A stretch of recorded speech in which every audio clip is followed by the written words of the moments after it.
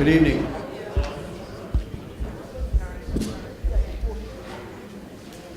Per the open meeting laws of the Commonwealth of Massachusetts, we are being audio and video recorded this evening, and this meeting can be accessed through NCTV's local website. Okay, let's get started. We have a healthy agenda to get through tonight. Who's going to start tonight for the applicant? Mr. Smolak? Okay, thank you.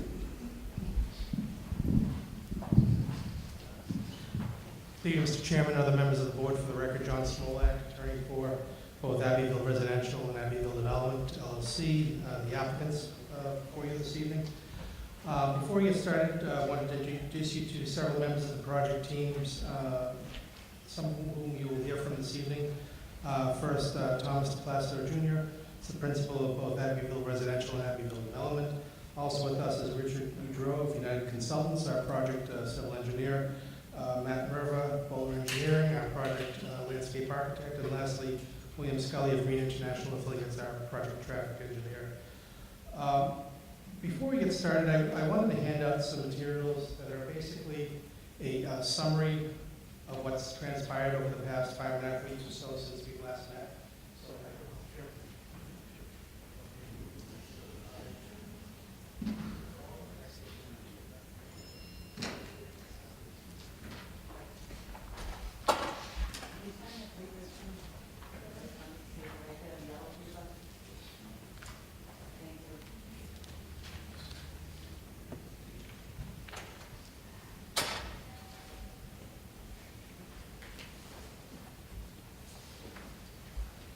So, Mr. Chairman,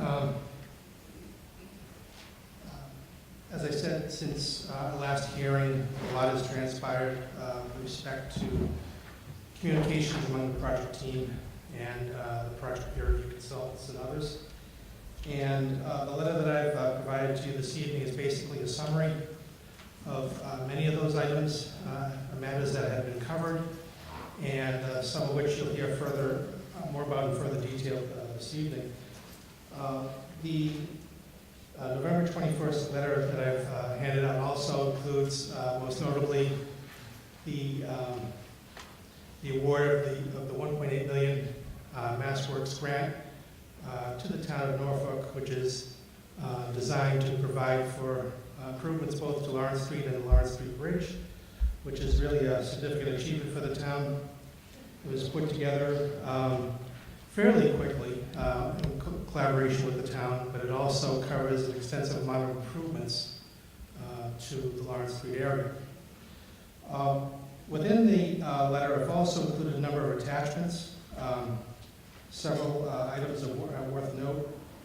There's a November 15th letter from Beta Group, which you've already received, but it also suggests that the vast majority of the traffic items that have been identified as issues have either been satisfactorily addressed or are some matters which can be satisfactorily conditioned as part of any potential decision by the board in the future, with the only follow-up items being a review of the final review of the revised site plans, which are being submitted this evening, or some of which are being submitted this evening. Also attached is a November 20th email to the board from William McGrath of Beta Group, which also indicates that with respect to the revised stormwater design, as well as the roundabout information, that the revisions adequately address the comments from the Beta Group, and that the roundabout design changes resulting from the Beta comments are acceptable. The only follow-up being, again, revised final plans to confirm last meeting items. We've also included a copy of your materials, the final scope of work for the geohydric evaluation and groundwater bonding analysis. That's an analysis that's required in connection with Mass DEP groundwater discharge permit process for the proposed packaged wastewater treatment plant.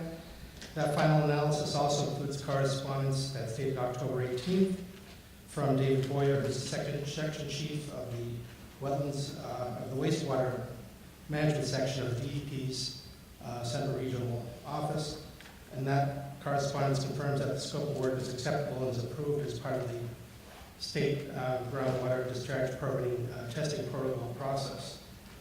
And lastly, should the board desire to request an extension of the 180-day time period for the close of the hearing, which actually expires December 4th, the applicant has actually is willing to consent to an additional 30-day extension of time as reflected in the last letter that's included in your materials.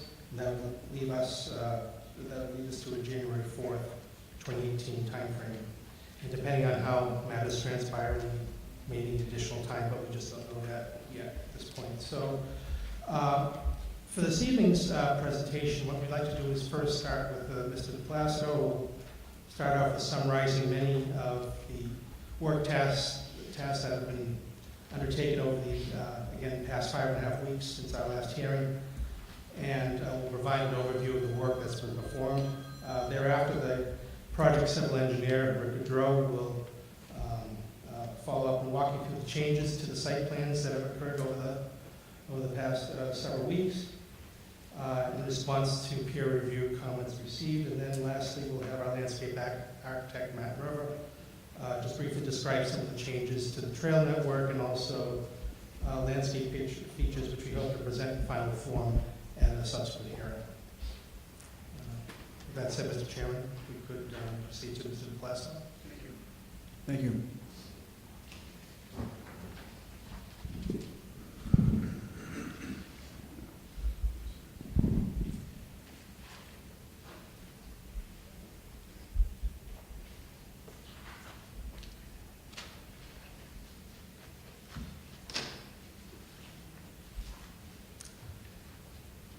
Good evening, members of the board and everyone in the audience. I'd like to thank everybody for attending tonight.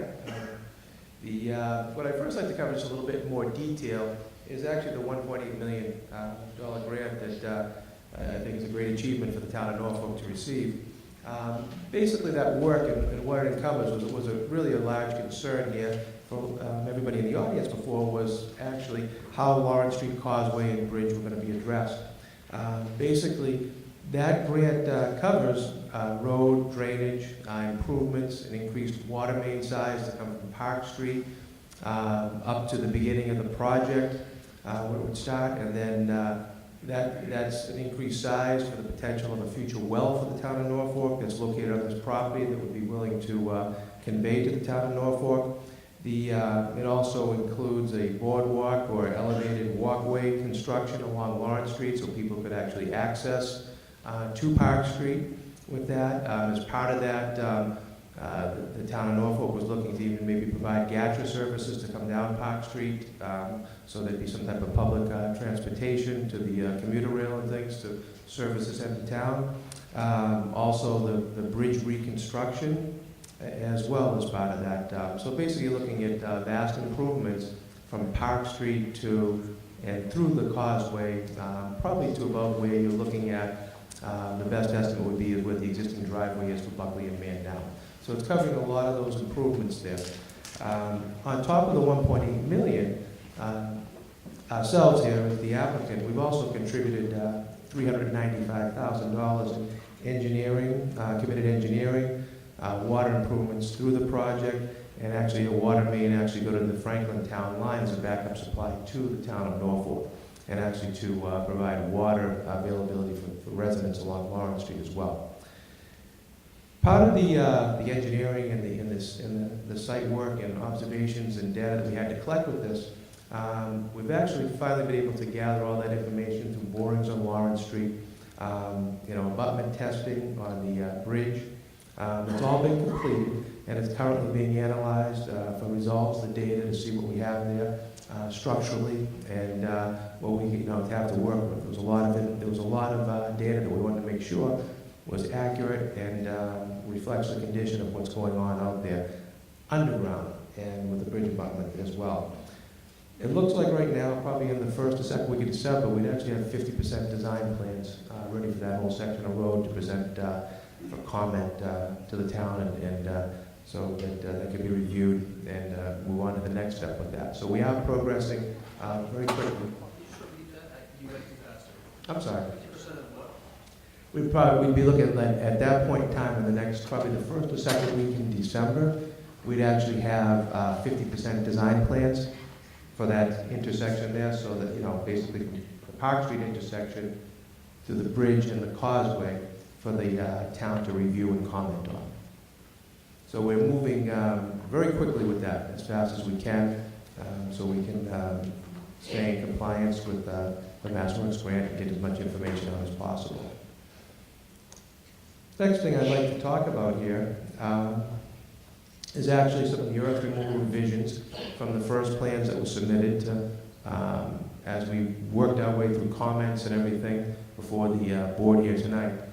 The first set of plans that we actually submitted, the initial submission, we had done a earth removal calculation on it, and the net export that from the original plans that were submitted were approximately about 1.3 million cubic yards of material. As we went through the process and we actually revised the plans to incorporate comments from the fire department, DPW, and other departments within the town, we actually had to loop some roads and do some other things. That quantity did increase, and Tetra Tech did a review of that, and the number actually increased to 1.48 million yards based on that. The plans that we're going to present here tonight, actually, we've taken we've taken a great look at this. We've had some discussions with Tetra Tech. They've had some comments on this. We've incorporated some of their points, and we've actually raised the site quite a bit, and the net result should be right around 990,000 cubic yards. So it's about 500,000 cubic yard reduction in earth removal from the site. And although that's increased some of our costs based on increased fills, reduced cuts, retaining walls, additional engineering, I think it truly shows the willingness that we're trying to work with Tetra Tech and the town to come up with a plan that works for everybody. Once the board and everybody's had a chance to review these plans tonight, that's going to be presented by Mr. Rick Goudreau of United Consultants, what happens next is we can start to develop a construction management plan. We can start to look at the development phasing of the project, what makes sense for grading, for public safety, how we're going to do traffic routing, separate entrances for residential and construction traffic, so we're going to differentiate those. We're looking at, and this is just an overall concept of how we're going to address the construction management plan now that we have a better feel for the plans as they are before the board here, is the existing roadway that's paved and to the current Buckley and Mann egress. We'd be looking at that for construction entrance. There would be no traffic at any time that would be on Lawrence Street, Park Street, or anything else for staging area. We have quite a bit of area that's open out there that we can use for staging, for any trucks, equipment, stock, any types of deliveries. We also have, at this point as an asset, there's large foundations that have concrete floors on them. We can use that for staging material where the site is developed now. So we have a nice, neat, orderly staging area. And there's plenty of room there for any types of vehicles, like I said, truck, traffic, storage, on site without anything being stored on Lawrence Street or staged on Lawrence Street, or any trucks waiting on Lawrence Street or Park Street. Besides these types of things that the construction management plan will address, it'll also cover the basics like dust disposal, stormwater, noise, and emergency contact information. So it'll be a very extensive document that we'll be submitting to the board in the future, and that will be something that will be under peer review as well.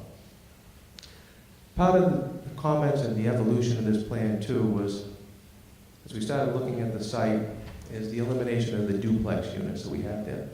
Duplex ranches, basically to try to create less boxiness, a little bit more character in the neighborhood, separate them and go to single-family residential dwellings.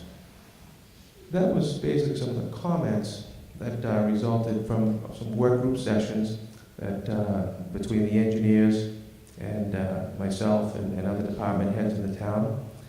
And some of the topics in these work group sessions were basically the cuts and fills, road reconfigurations, no one-way traffic, eliminate dead ends, parking concerns on narrower roads, If, during the holidays, like we're approaching, people had parties and things, some of the narrow roads might not have been safe. So widening those roads out, some of the driveways a little too short, houses too close together, orientation, setbacks. So what that's leading us to, and what you'll see before you here tonight, is the plan we're going to show you does not have any houses on it right now. We've actually wanted to concentrate on the roadways and what's happening with that, the grading, some preliminary concept on buffers between the houses, and we're actually developing new architectural plans that look at creating more density, a little bit narrower, and really taking a focus of looking at the site first and fitting the architectural elements around what we've developed here. It's still going to be somewhere between 190 to 200 units, somewhere around there. It's not going to be as much as it was, but it will still be up. I'm not making any, drastic changes on the house counts, but it's still going to be in that area as we try to make a little bit less density and more buffers in between the houses. That's basically everything that's happened and sort of what's been going on here. I'd like to now turn it over to Mr. Goudreau of United Consultants, just to go over the changes in the plans and the roadways and what's happening with that. Thank you.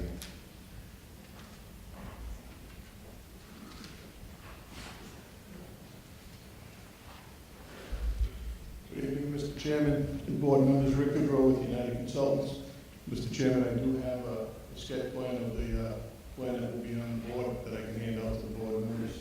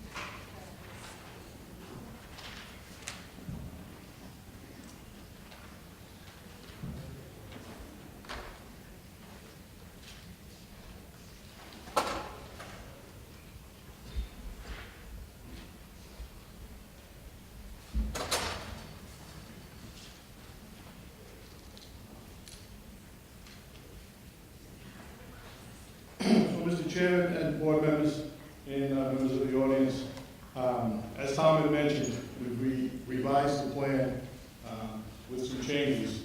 And the first group of changes would be with respect to the roadway geometry system.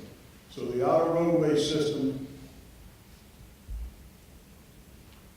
which would be this roadway here, the roadway to the north of that coming in off of Lawrence Street, and the outer roadway systems of the development have remained the same. The three proposed cul-de-sacs, I'm trying to get my pointer here. I apologize. There were three cul-de-sacs located, two here and one up in this area here. Those were eliminated and additional through road connections were made. So that reduced the roadway system from the 6 roadways we had in that interior area to the 3 we now currently have. There is one cul-de-sac green circle located to the north end of the site. All of the exterior roadways, which would be Buckley Boulevard, down here, Manor Loop here, Elliott Boulevard around the outside perimeter, Ames Loop, which would be in this area here, and the main entrance there, Buckley Boulevard. Those are all 26 feet of pavement, and that would be the right-of-way travel width, which would be 26 feet of pavement curb to curb. I apologize. Buckley Boulevard, this road here, is actually, this road here, Mr. Chairman, is actually a divided roadway with 2 13-foot wide travelways separated by an 8-foot island. The interior roadways, the 3 interior loop roads, as well as Green Circle, have been widened out to 24 feet of pavement for a travel width. And as I said, all the one-way roadways have been reduced. So these roadway systems are also capable of handling sidewalks.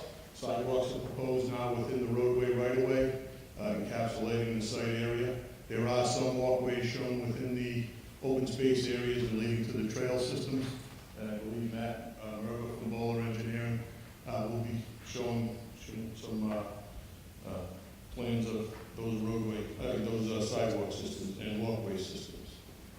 The roadways widths are similar to other roadways that we would have around the town of Norfolk with respect to this type of traffic, this type of situation, and would lend themselves to on-street parking as would be consistent in other developments around the town. We have added 4 parking areas. We've added 3 parking areas. There was one previous parking area that was located here. 3 parking areas have been added here, here, and here, for a total of 31 parking spaces throughout the site. We have conducted some site visits with the applicant, Mr. DePlacido. Some concerns were raised with respect to ledge and rock that existed on the site. We have identified some areas right in here, here, and a couple small areas up in here where there are some, Mr. Chairman, right here. This area here, over here on the lot line, and a couple areas to the north that are really outside of the development area. So when we went through and reconfigured the development and revised the site grading, we took into account the potential for those areas where the rock outcroppings were present, could be present, and we revised the site grading in those areas as well as other areas to accommodate that. So with respect to the site grading, we have an existing elevation of the roadway on Lawrence Street and Buckley Boulevard, which is approximately elevation 202. The elevation of the roadway intersection here, the existing roadway is at elevation 235. The elevation in the existing gravel pit area up to the north end of the site is elevation 160, approximately 168.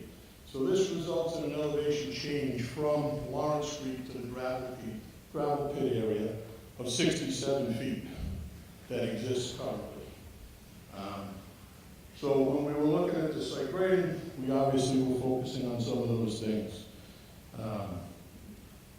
We also looked at the elevation change right in this area here, where the leaching area for this packaged sewage treatment plant would be.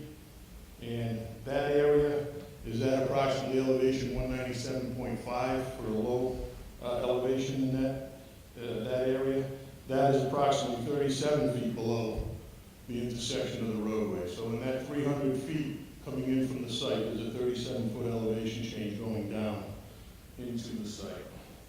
We are proposing to fill that area to approximately elevation 220, which is about 22 and a half feet of fill being proposed in this area here. So we're approximately 12 feet lower than the existing roadway intersection, just to give you some perspective on the site grading. With respect to the overall site grading, we've had a chance to look at the Tetra Tech letter where they basically suggested a 5-foot elevation change to the entire site would result in approximately 500,000 cubic yard reduction of export.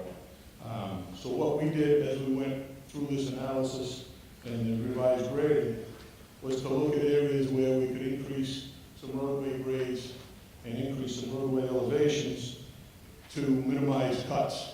And, again, also trying to blend into some of the existing areas and not propose any filling where we already had some retaining wall systems within the roadway and some fill areas already existing.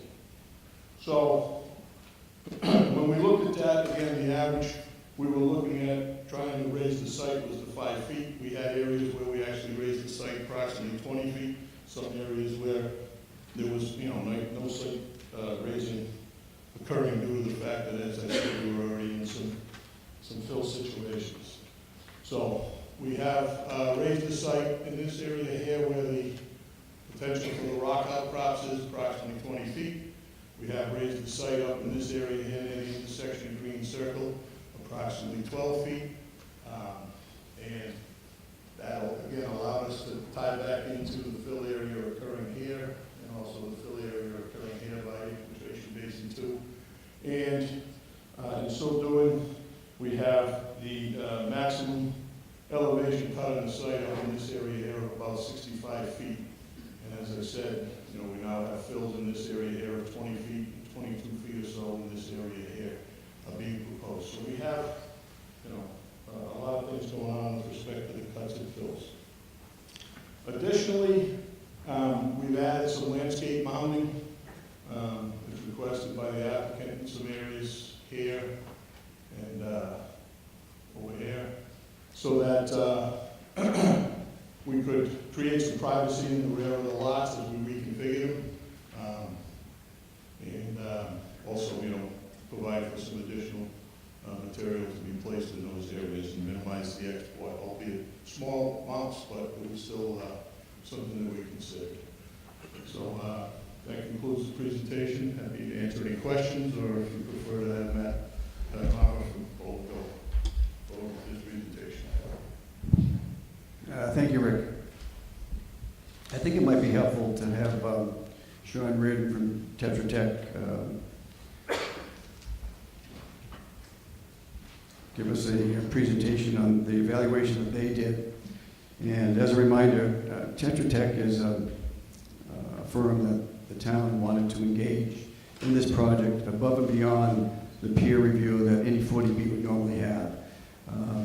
Normally, we have Beta or a company like that to do the peer review. We felt that the cuts and fills was such a significant issue for the town, for the residents, for the abutters, for this project. We wanted to have another set of eyes, a firm that specializes in this type of work and this type of analysis, and that's exactly what Tetra Tech has provided for us for our review. Sean? Thank you, Mr. Chairman. Yep, as the Chairman mentioned, we were brought on specifically to look at some of the constructability issues and to test out what the applicant was saying with regard to the total amount of volume of excavation you can anticipate, the trucking associated with it. So really our first order of business was to validate the numbers that they had been presenting at prior hearings. So our first exercise was to take the information that Rick had, take their grading plan, and develop our own estimates for exactly how much volume was actually coming from this site. So as Tom mentioned, their initial estimates were about 1.3, our estimates were about 1.5, so relatively close within a kind of a factor of safety. Our estimating tools are very accurate. We use models within an AutoCAD environment, which is a software tool that is accurate within plus or minus 100 cubic yards. So a high level of confidence in the numbers that you're hearing now. So when we say 1.6 million, it's within 1,000 yards at 1.6 million easily. Rick also mentioned we had a subsequent meeting where we talked about ideas that we had for raising the site and trying to limit how much material was leaving the site. Because really that was from our perspective, was probably the principal impact that the neighborhood was going to see. Any material leaving the site is going to go up in a truck. Every truck trip on the local roads is going to be an impact to the neighborhood. So if we could even eliminate 100,000 yards, that's limiting several hundred trips of truck traffic that would be associated with it. In this case, I'm actually shocked. Almost every one of the suggestions that the zoning board made, or the planning board made, or we made, was taken to heart and was acted upon by the applicant. From our suggestion about reducing the amount of fill, or reducing the amount of cut, our suggestion about creating a temporary staging area inside the site so that we wouldn't have any vehicles queued on the street. Really surprised, frankly, at how accommodating they were. So I think they deserve at least a little bit of credit for having taken everything that we said. I would like to show a graphic that do you have our seminal? So there's still under 1 million yards of excavate leaving the site. I know the goal is always, in these situations to try to balance your site cuts and fills. Some sites present so large a challenge that it's not always the best outcome to have an exactly matched site. So what we want to do is show you real quickly. This is, I think, was that the first one? Yeah. So this is the original application. The red you see indicates cut or excavated area. The blue you see indicates filled area. So the idea is we don't want to end up with too much of one color. So in this case, we clearly see that the majority of the site is red, and it's a dark red. The darker the red, the deeper the cuts. So what we want to do is work towards a system that balances those a little bit better. So if you go to the next image, this represents the site if you raised it a total of 5 feet. You start to see that the blues and the reds start to match up a little bit. But because there's such high peaks up there, we can't always match those up without having to create big holes somewhere to fill. So really what we try to do is balance the colors so that we're balancing how much the site sees fill versus how much sees excavation. Doesn't mean we can always balance the volumes. If we go to the next slide. This would be a similar image if you raised the site an additional 5 feet or 10 feet. You start to see the blues start to dominate the reds.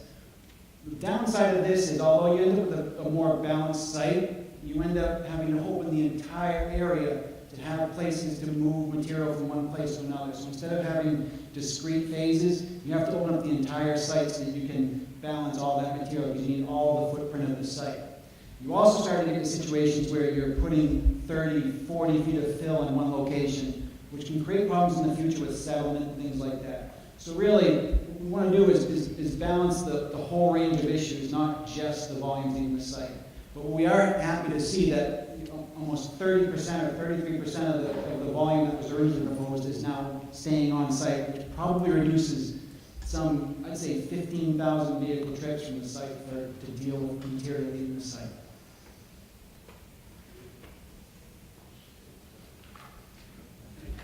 Thank you, Sean.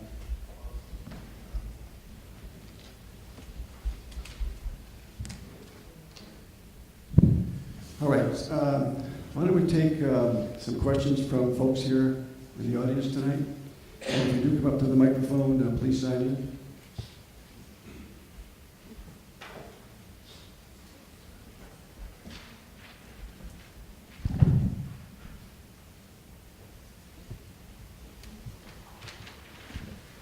Peggy Bedard, 28 Lawrence Street. Peg, can you sign in before you ask your question, please? Thank you.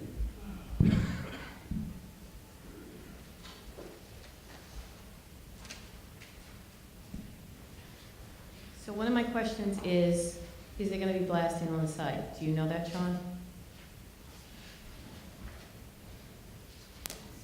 From what I understand, there's only a few areas that there may be ledge removal, but I think Rick's latest grading plan eliminated those, but you can confirm that. And then what is 15% less of? Is that the original estimate, or is that the estimate where you said there was going to be potentially 30% more trucks than was estimated? So if we're speaking of, they have reduced the total amount of export by 30 to 35%. From the number that was originally presented to us, or the number that you said, because you said the number was supposed to be increased by 30%? From the design plan from the plan that they originally proposed, Mm-hmm. for which we estimated about 1.5 million yards of removal, their new plan has about 1 million yards of removal. So it's the same plan, but according to our numbers. So the reduction of 33% is from numbers that we calculated. Do you have a number of how many truck trips that estimates then? It depends on the size of the vehicles, but I would estimate probably 50 to 60,000 vehicles.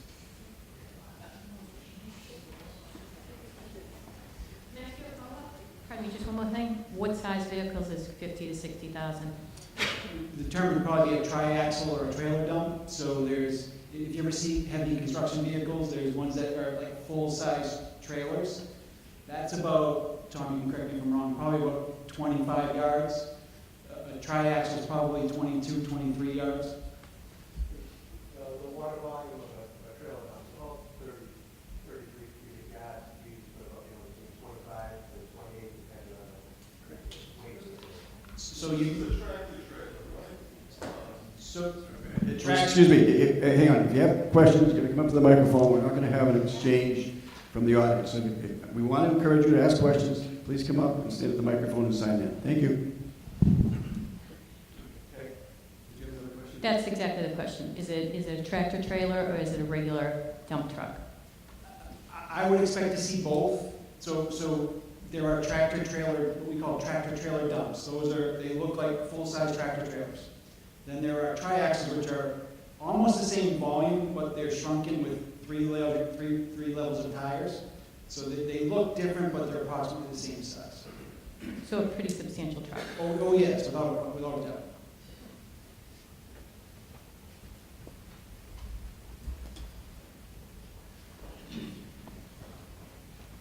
Can you sign in, Mike, please? Oh, you did, okay, thank you, sir. Thank you, Mr. Chair. I did sign it. Mike Judas, Eagle Drive. Just a couple of comments and a question maybe for Sean. First of all, I'm just completely underwhelmed by the reduction in the volume of material coming off the site. When we were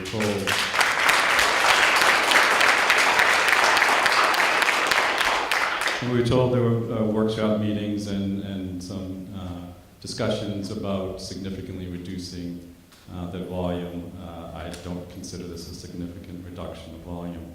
If it means you have to cut down on the number of units in order to disturb less of the site, to remove less material, that's a reasonable amount, then that's what you have to do.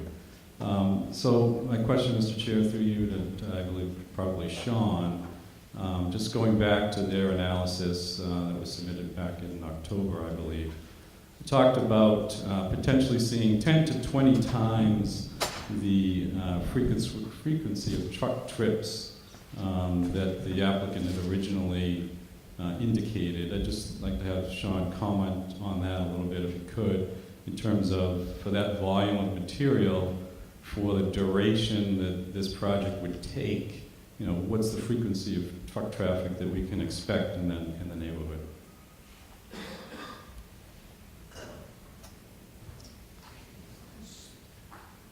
I think there's many ways to answer that. So it all depends on the construction sequencing of the applicant. But the numbers that we saw on the plan we thought were unreasonable because it took all of the earth removal activities and stretched them out over the entire construction sequence, which in no way is plausible. So based on my judgment, I think during earth removal activities you should expect to see 400 to 600 trucks a day leaving the site. As opposed to the 40 trucks a day that we were told originally. Yeah. So essentially it's a lineup of trucks for 8 hours a day constantly. 400 to 600 trucks a day. No, it's a lot of trucks, but it's important to understand too. And folks, I'm just a messenger here, so. But I think we need to be reasonable. I don't want people to expect to see 40 trucks a day during earth removal activities. We never did, Sean. It's just not realistic. So if we can think about this an 8-hour day, one truck every minute is going to be over 480 trucks. And it might seem like a lot, but there are. No, I'm just as a frame of reference. One truck a minute is in comparison to what for earth removal activities, in comparison to what you might see at a retail application, is a drip. So, I understand. I'm just trying to help put it in a range of expectations, so that when you see one truck every minute, know that that's about 500 trucks a day. If you see one truck every 2 minutes, that's 1,000 trucks a day. So if the applicant commits to removing material at a certain rate and says they're only going to allow 500 trips per day, if you see 2 trucks every minute, that means they're not holding up their end of the bargain. So I think it would be reasonable to expect 500 to 800 trips a day during the heaviest activities. Thank you, Sean. And just to clarify, if I could, Mr. Chair, just to clarify, this isn't directed at you, Sean. We greatly appreciate the work that you've done because it's shed light on this project that hasn't been there up until this point. And I think for anyone to say, and I appreciate what you're saying in terms of a retail environment, this isn't a retail environment. This is a narrow, windy, hilly country road that's 20 feet wide in some places. We cannot sustain I don't think anyone would want to live through 400 to 800 trucks a day for 5, 6, 8 years during given periods of construction. I just think this is completely ridiculous and insane. Thank you.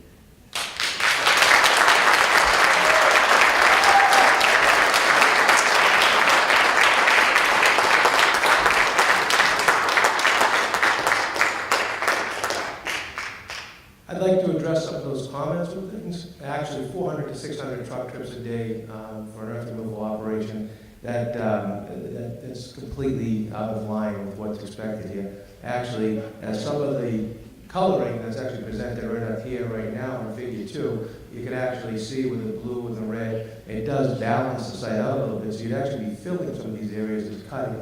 It's not going to be 400 trips a day with that.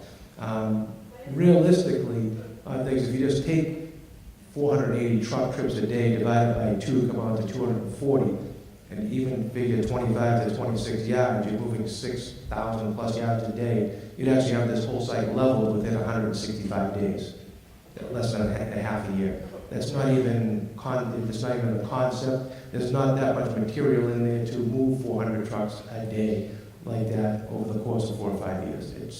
It just doesn't figure.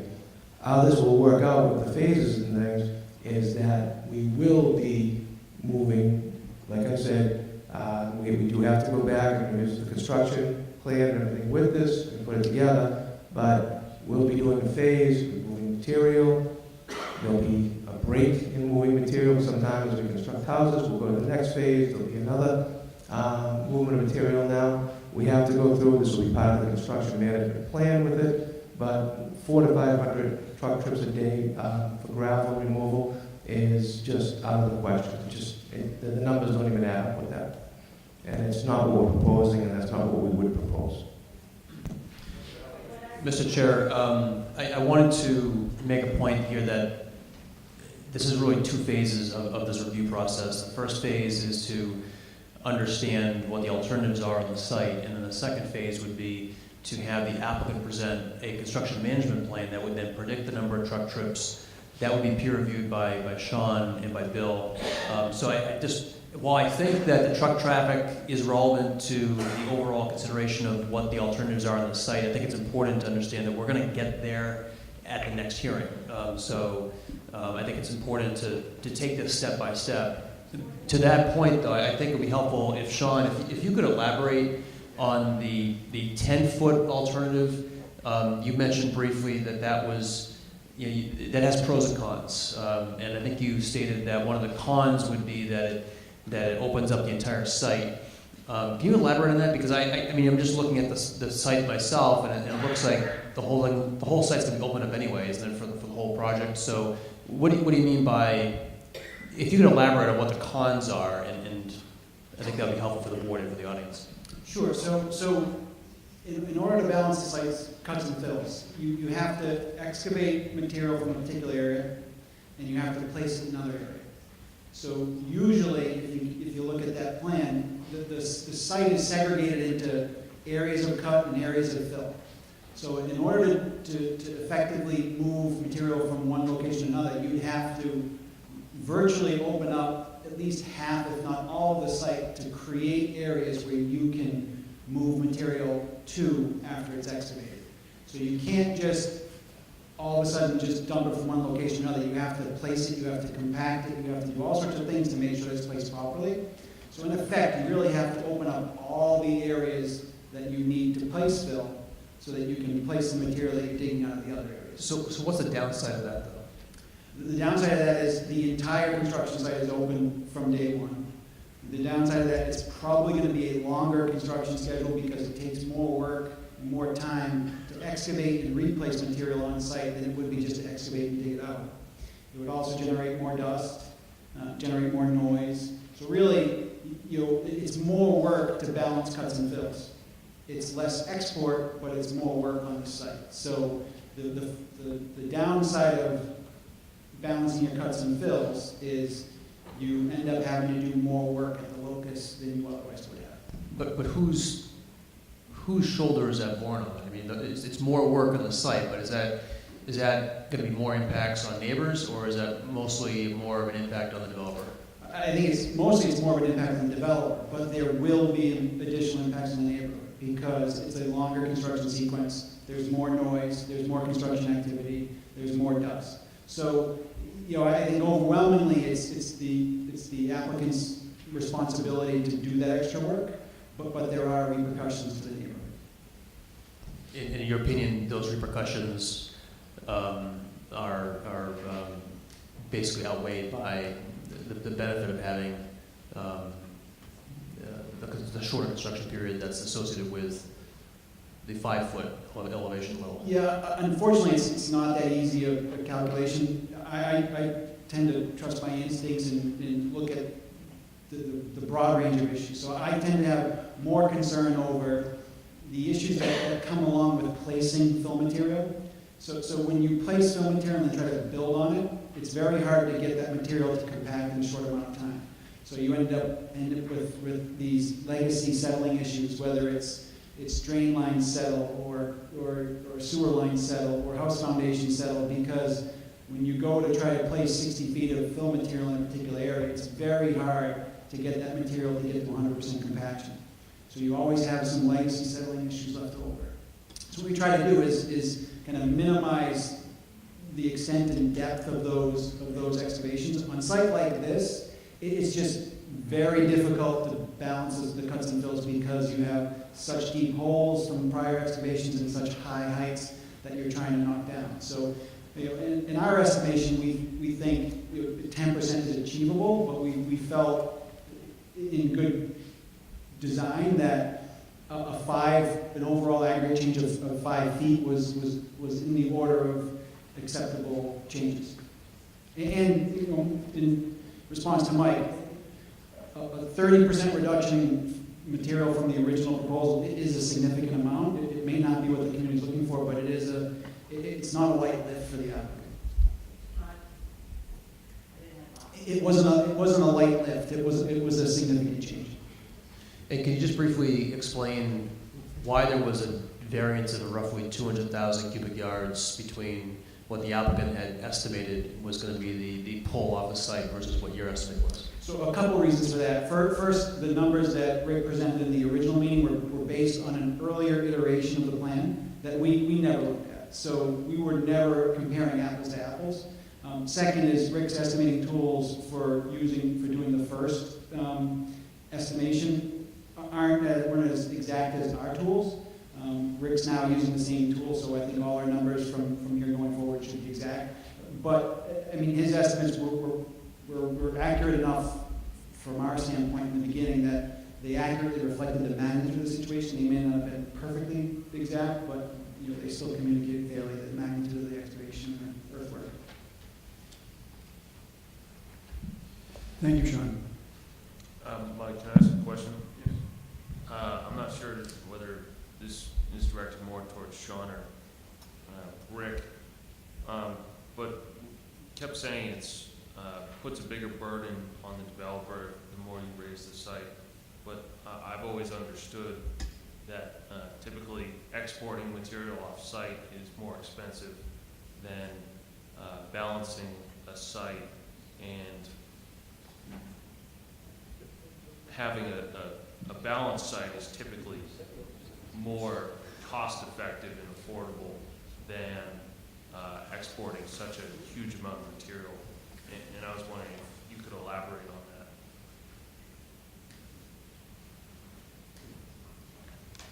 Yeah, normally I agree with you. What we have here is kind of a little bit of a variant. The site isn't your typical site. The site is a previously mined site. It's got big changes in grade. So normally you're looking at a site that's kind of generally flatter. So here there's certain shape challenges that make that not possible. The other thing is you're dealing with good raw materials that there's a market for. So there is revenue generated from material leaving the site, without a doubt. But beyond that, it's again, I think it has more to do with the shape of the site and the challenge you have getting into the site, into the different limits of it with the grades that exist out there today.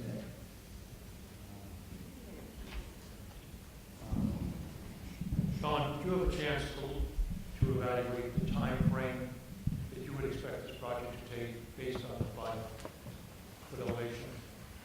I haven't, but I generally try not to because I think market conditions usually affect it more than anything else. So the rate at which you develop and sell houses is probably the principal component in terms of determining schedule. If the motivation is there, you could move 1 million yards in a month. So, but if the market's not there, this could take 8 years, 7 years to do. I think our biggest objection to the original estimates offered by the applicant were the expectation that it would be equally distributed over the entire construction period. That's just not a reasonable expectation, unless it's conditioned as such. Clearly, you could do it at 70, 80 trips a day if you condition that that's as many trips as can leave the site. I think it's healthier to expect if left to their own devices, it's going to see higher peak activity than that. But to answer your question, I think it's more market-driven than anything, particularly for something this large. While you're still out there, did you have a chance to evaluate, I know you mentioned it, that the burden, but the dust? I know at the last meeting we had some of the residents were very concerned about the dust and the content of dust and its effects on the neighborhood. Have you had a chance to look into what would be removed from the site and its effects?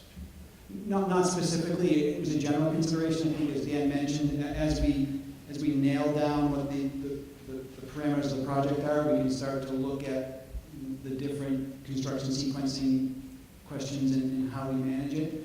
But it's without question, the more square footage you open up, the more material you move, the more area you work, the more dust you generate. It's an absolute.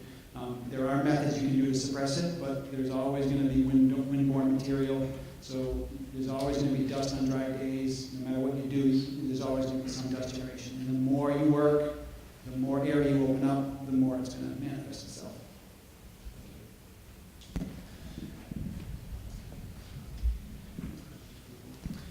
Mike, I think what I'm struggling with is trying to quantify these impacts because the board is hearing testimony from neighbors and abutters, obviously, that the truck traffic is going to be quite a burden, and especially coming from your comments about the quantity of truck traffic.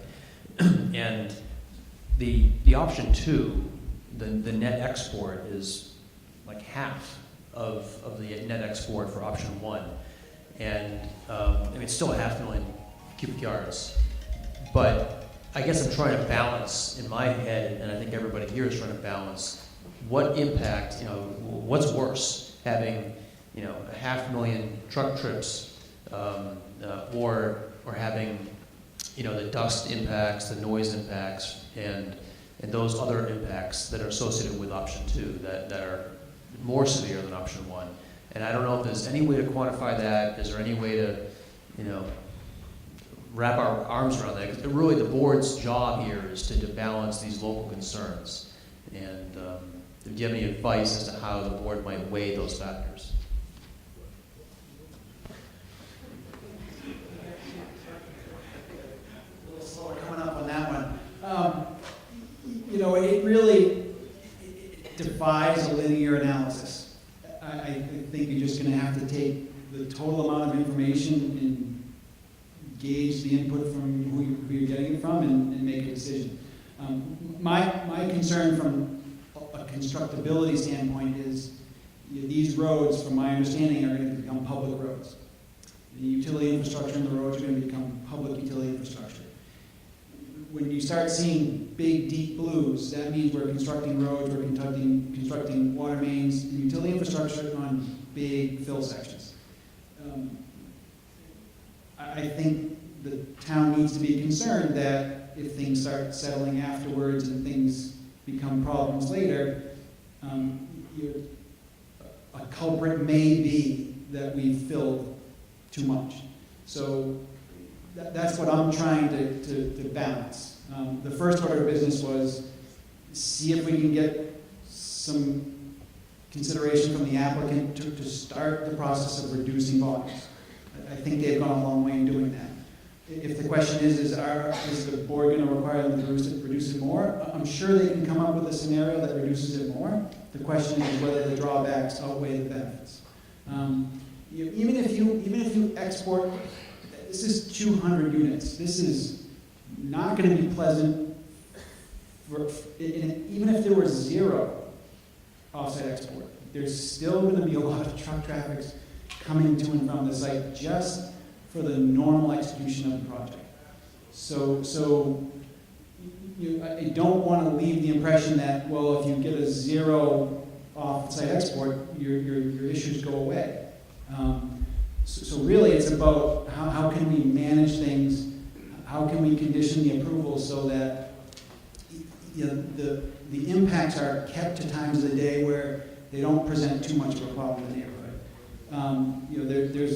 It's going to be an impact, no matter how you look at it. The question is, can we manage that impact by first reducing how much of a problem we have to manage, and then second by putting on conditions that are effective and reasonable, because what we don't want to do is have them not work, and we don't want to have them not comply with, because then it becomes an issue for everybody. So, I mean, it starts with reducing the amount of impact, and that impact can be truck trips, it can be dust, it can be noise, it can be just general activity. We got to take all that balance and consider it. Now, these people are going to be neighbors to everybody that lives in the neighborhood right now. If they have problems with their roads, if they have problems with their sewers, if they have problems with their water, it's going to be a problem for the whole area. So what we want to do is try to avoid that as well. Thank you. Mike, going further on that, if one of the concerns is settlement, could we get an opinion from a geotechnical engineer on that settlement issue?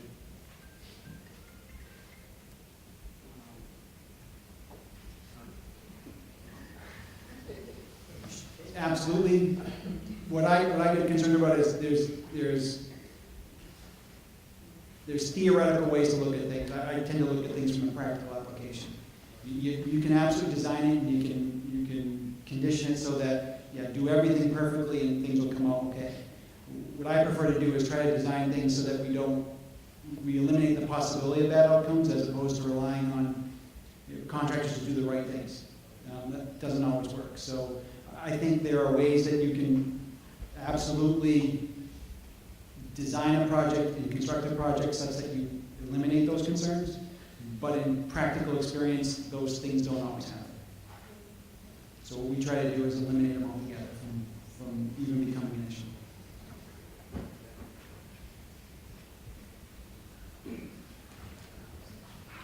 Besides some of the comments that Sean made about dust and open area and things, one of the important aspects of if it's a balanced cuts and fill site is it's approximately 55 to 58 acres here of total build-out area development. Nobody's even mentioned stormwater runoff, trying to keep things, with the NIPDs, and trying to manage 50-plus acres of runoff. Okay, that would be a substantial undertaking, trying to do that, keep that site managed like that when you're trying to balance the cuts and fills.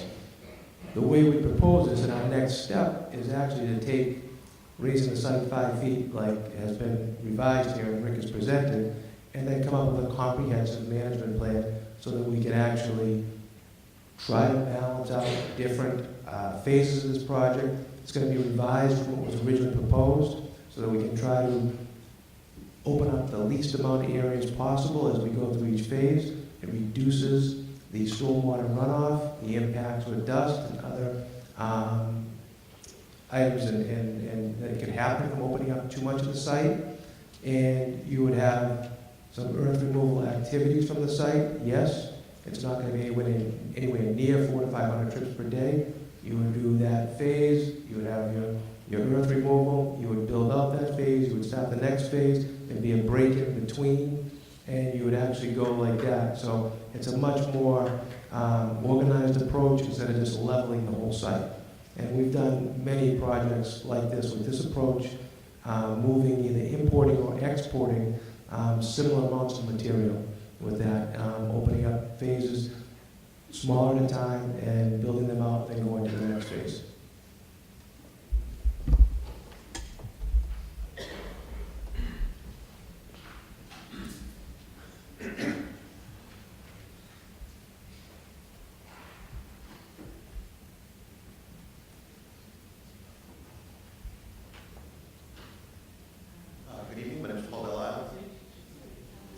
I'm sorry, I thought you, so sorry. Go for it. Hi, I'm Kathleen Sebring. I live on Park Street. My family moved to Norfolk in 1910, and 100 years ago, my uncles Gus and Paul walked to Buckley and Man to work. At least once or twice a week, I take a walk down there because I love to see the pond. It broke my heart to see the mill broken down. I'm all for progress in this town, but it has to be sensible.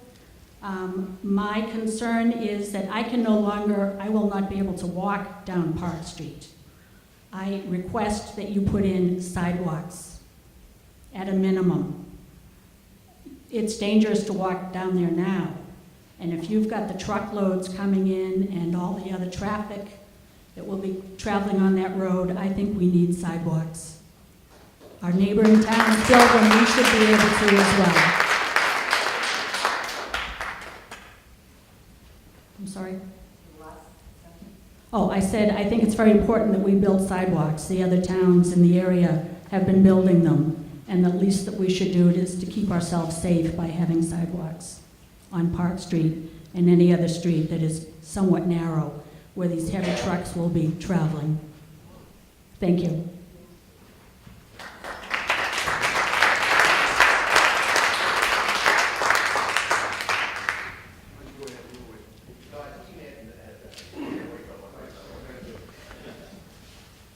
Thank you. Joe Murray. I have Joe Murray from Berkshire Street. I guess in looking at this presentation and just intuitively logic that trucking stuff out is not the most efficient way, that this idea of a balanced cut and fill makes a lot of sense. I think the issue, so I guess my starting point is, if in fact the board was to say the starting point is that we have a balance of cut and fill, that is in fact the requirement that the town puts forward, and that then the developer's responsibilities are to be able to define the design with the wastewater, the water coming off, groundwater runoff, the issues around compacting for cut and fill, and that they come back to the board with an answer to that, not simply a dismissal. And with great respect, there's been a lot of study, but this ability to just say, well, it doesn't going to work, we need to have 600, 700,000 cubic yards. So the technology today deals with these kind of issues all the time. This is not unique. The kind of fill that we're talking about gets done in projects every single day, and there's a well-developed science around how to do it, compacting and that kind of thing. So my first question was, why financially are we doing this? And I think the board's questions have answered that there is a financial incentive to be able to take the things out. Now, the cost of that is, of course, to the neighborhood. My second question then is, why do we not say, okay, the basis for going forward is that we have a plan, not a dismissal, but a specific plan that says, if we have to balance the cut and fill, here is how it would be done, here are the implications, and be able to evaluate that. Because I think that's what the town wants. That's what the town is looking for, something that does not significantly affect the life of the town and the neighborhood over an extended period of time. So it does not seem to me unreasonable that the board asks that question and you get a very good answer in terms of what are the implications of it. Thank you.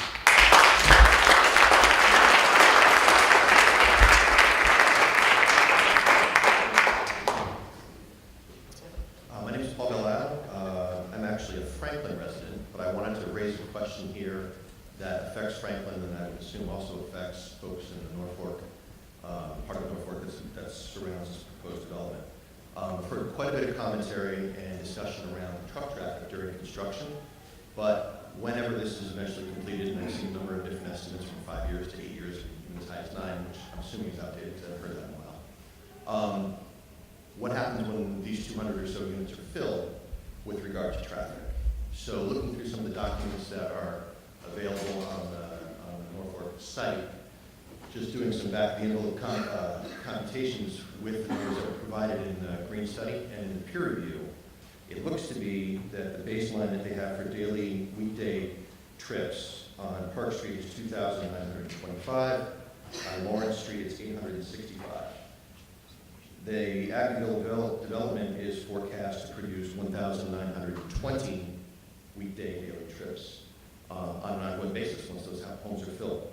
So just add those up, and you go from a baseline total of 3,790 to 5,710. So that's a 150% traffic load on the surrounding streets in perpetuity. So for anybody out there, for every 2 cars that are out there today, there will be 3. And I would just be curious to hear what the ongoing impact assessment is of that. I know that there's just enough to be not even dangerous in terms of how traffic flow is rated and what the service level is on the street based on a given traffic load. What does that do to the traffic load in terms of what we can expect for being able to drive close to the speed limit? Are we driving at half the speed limit? What happens to traffic flow once these houses are filled? Thank you. Thank you. Very good question. We're going to be discussing traffic shortly, and we'll discuss that when we get to that topic. So if you have questions regarding the cuts and fills, we'll entertain questions regarding that topic. Yeah, I have Lawrence Wilson, Lawrence Street. I have a question on the new schematic or plan that was put up in terms of the lot size. And I think I heard something. Yeah, the basic question is, are there driveways to the new housing? I didn't see enough room there for a driveway. Does that mean all the cars are parking on the street are aggregating in a few parking lots?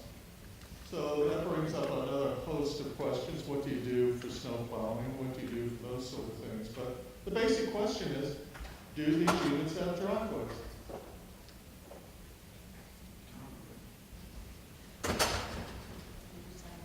Yeah.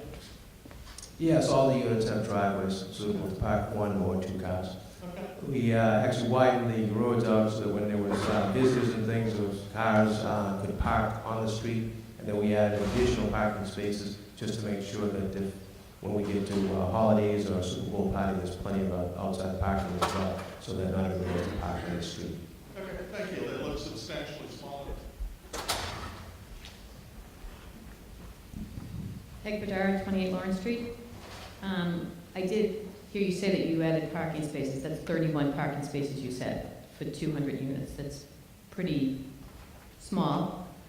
Even at this point, we're talking about 1 million cubic yards of fill to be removed, which is 200 times what's normally allowed. And Sean mentioned settlement and concerns about settlement. So I guess the obvious question to me is, if there's so many concerns of settlement, why aren't we discussing a community that reflects what makes sense? Because if there's settlement issues, why shouldn't we just be reducing the size of the community to fit the landscape of the property?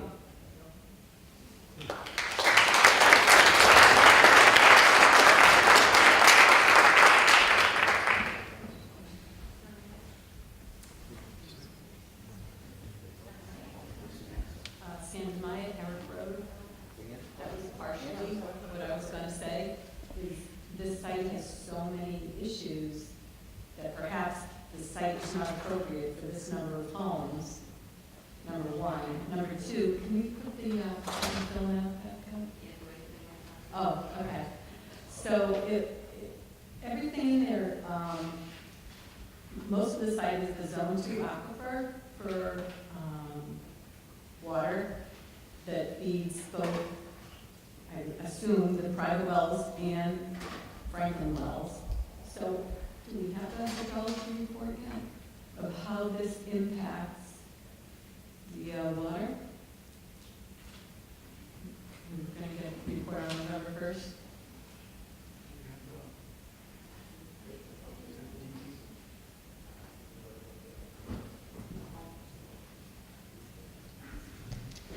There were borings and testing just recently done, again, on top of other borings and testings that we had done. And actually,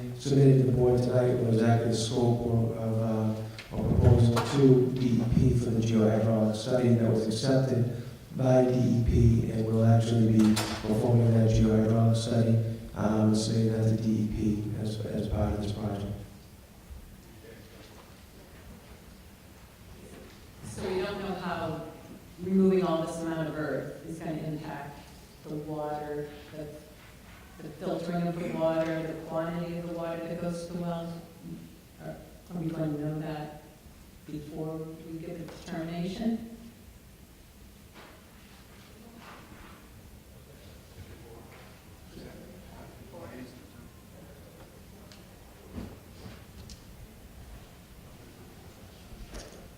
That study is looking to be completed by mid-December and submitted to DEP, and the town will get a copy of that as well. Thank you. Just wanted to add one more thing too. This site is going to have to comply with the Mass DEP stormwater standards. And so by definition, once you have a project that complies with the DEP stormwater standards, that by definition complies with state water quality standards, that includes standards for zone 2s.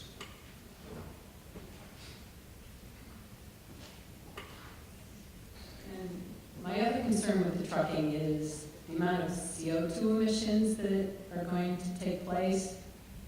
I think our next special town meeting is going to address becoming a green community, and I've done a rough calculation on how much CO2 is going to be emitted from these diesel trucks. We're looking at 6,500 metric tons of CO2, which is the equivalent of a car driving approximately 16 million miles. That's like going to the moon and back 30 times. So for us to become a green community, this is kind of ironic. We're going to have diesel trucks on our roads for a number of years that are just going to make any changes to the green codes, the stretch codes. If a homeowner does an addition, he's going to do energy efficient windows while we have these trucks on the road. So it seems a little ironic to me. Thank you.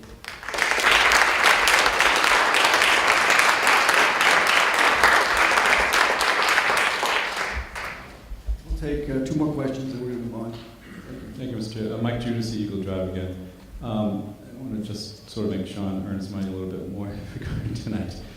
And you alluded to this a couple of times, including the last hearing, cautioning that we shouldn't just be focusing on the truck trips from earth removal.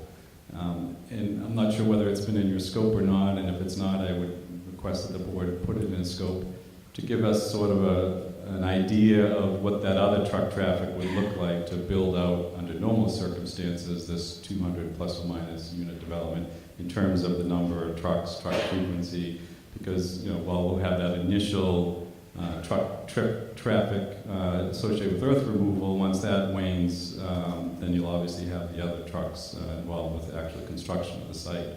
So I'd like to see if we can get some sort of an estimate of what that truck traffic would look like. Thank you.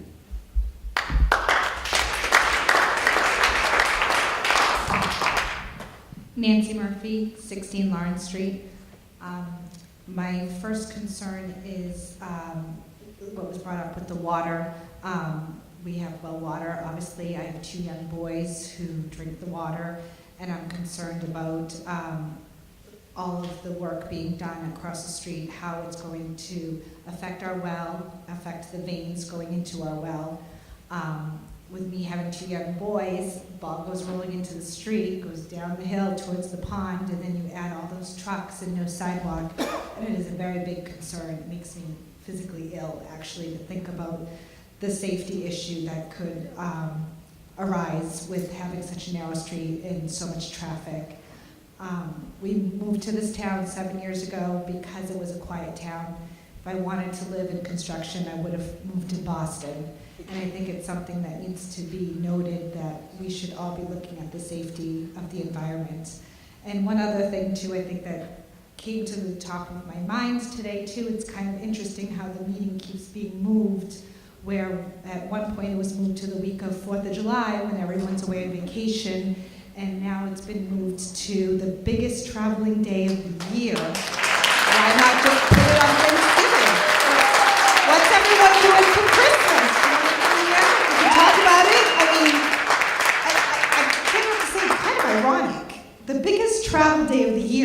home making pies, and you guys decided to move the meeting to tonight, and last week and the week before. I mean, it's who's making these decisions, and does anyone have any say in this? I'm sorry.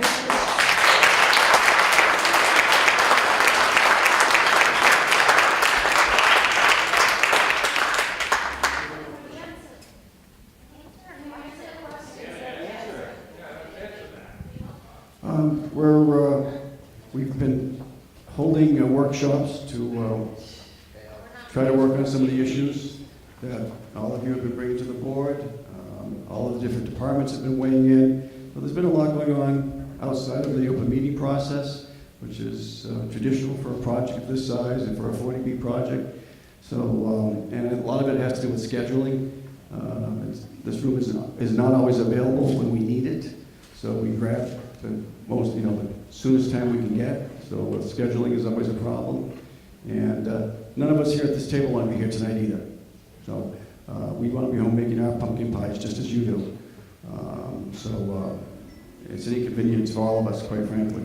But we've got a clock ticking. We're going to ask for an extension tonight, and I expect to receive an extension. And but a lot has been being worked on behind the scenes, the workshops with the different departments, and the land use department and the planning department. The project's moving forward. Thank you. It's getting at 8:30, so I think we're going to move on to our next topic. We're going to keep moving. You'll have time after we address the traffic issue. We'll come back.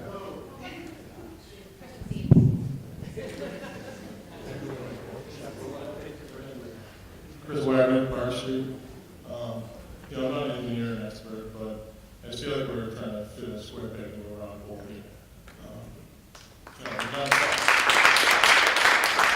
We're putting a lot of effort and time and money into addressing trying to develop the site and cut some fills, but it seems real basic that, if we're avoiding these high peaks that we have, the western end of the property had been excavated previously, so obviously we have huge gradient heading eastward, and then another gradient going down to the water.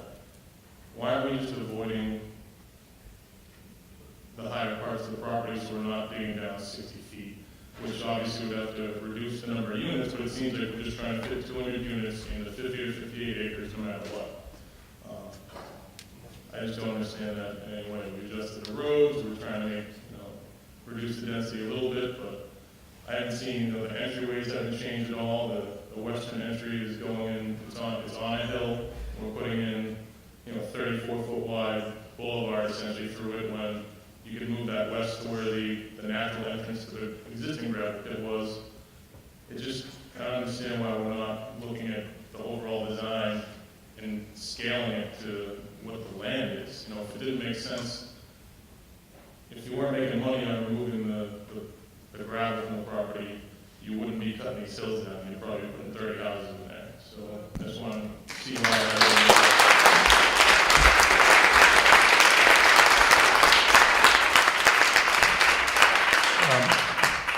If I could just make a comment, I think the board has to balance the need to take in public testimony with the need to get through the agenda and the hearing. The comments are all very productive. The last comment, the board hears you. The board is going to weigh whether or not there are alternatives. I think you've heard from the questions that we've asked tonight. I think we're asking the correct questions, and we've hired the right people to answer those questions. And so I think please give the board an opportunity to take all this in and to have our experts weigh these factors. We do have an agenda. We have to get out of here by 10 was our goal. It's already 8:30. So we have to talk about Lawrence Street. We have to talk about that very, very important issue of the width and the construction of Lawrence Street. We have to talk about the traffic peer review. We have to talk about landscaping. So there's a lot still on the agenda. So it really I think the board would appreciate if we can move on to these other topics, get that information from the applicant so that we can then turn back to comments and questions from the public. So, John, what is your next agenda issue? We're looking at. Do you want to go to land? Okay, but we have we have Jason here to provide an update on the traffic peer review, and I think the board needs to have an update from you folks in terms of what you're proposing to do on Lawrence Street. So do you want to address Lawrence Street now, or do you want to?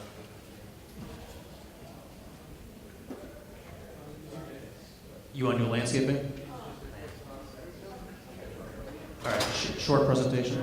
Okay, all right, short presentation.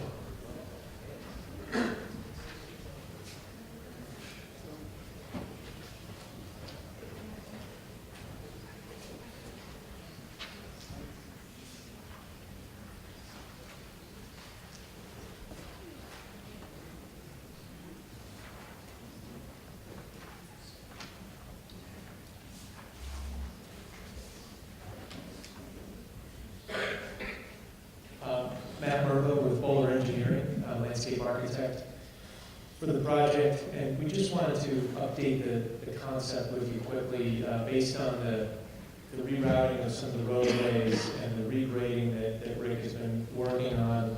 It's all part of a bigger concept to create some buffer areas behind the units so that the units facing back out from these loop roads are not looking directly at each other, and there is some privacy created with these berms that help us to reduce the amount of export by keeping some of that material on site. So these darker green areas you see in here are between the housing units and form kind of the ridge lines along the backyards that will create some buffering. We've also rerouted the path system to accommodate the new layout, and you can see we've kept the pathways kind of internal to the project and kept them out of the exterior except for where we connect into the broader trail network right here. That further helps us to eliminate the cuts we need to do to create that trail network by keeping it next to the roads that we're already putting in, which is one of the ways of further reducing that export.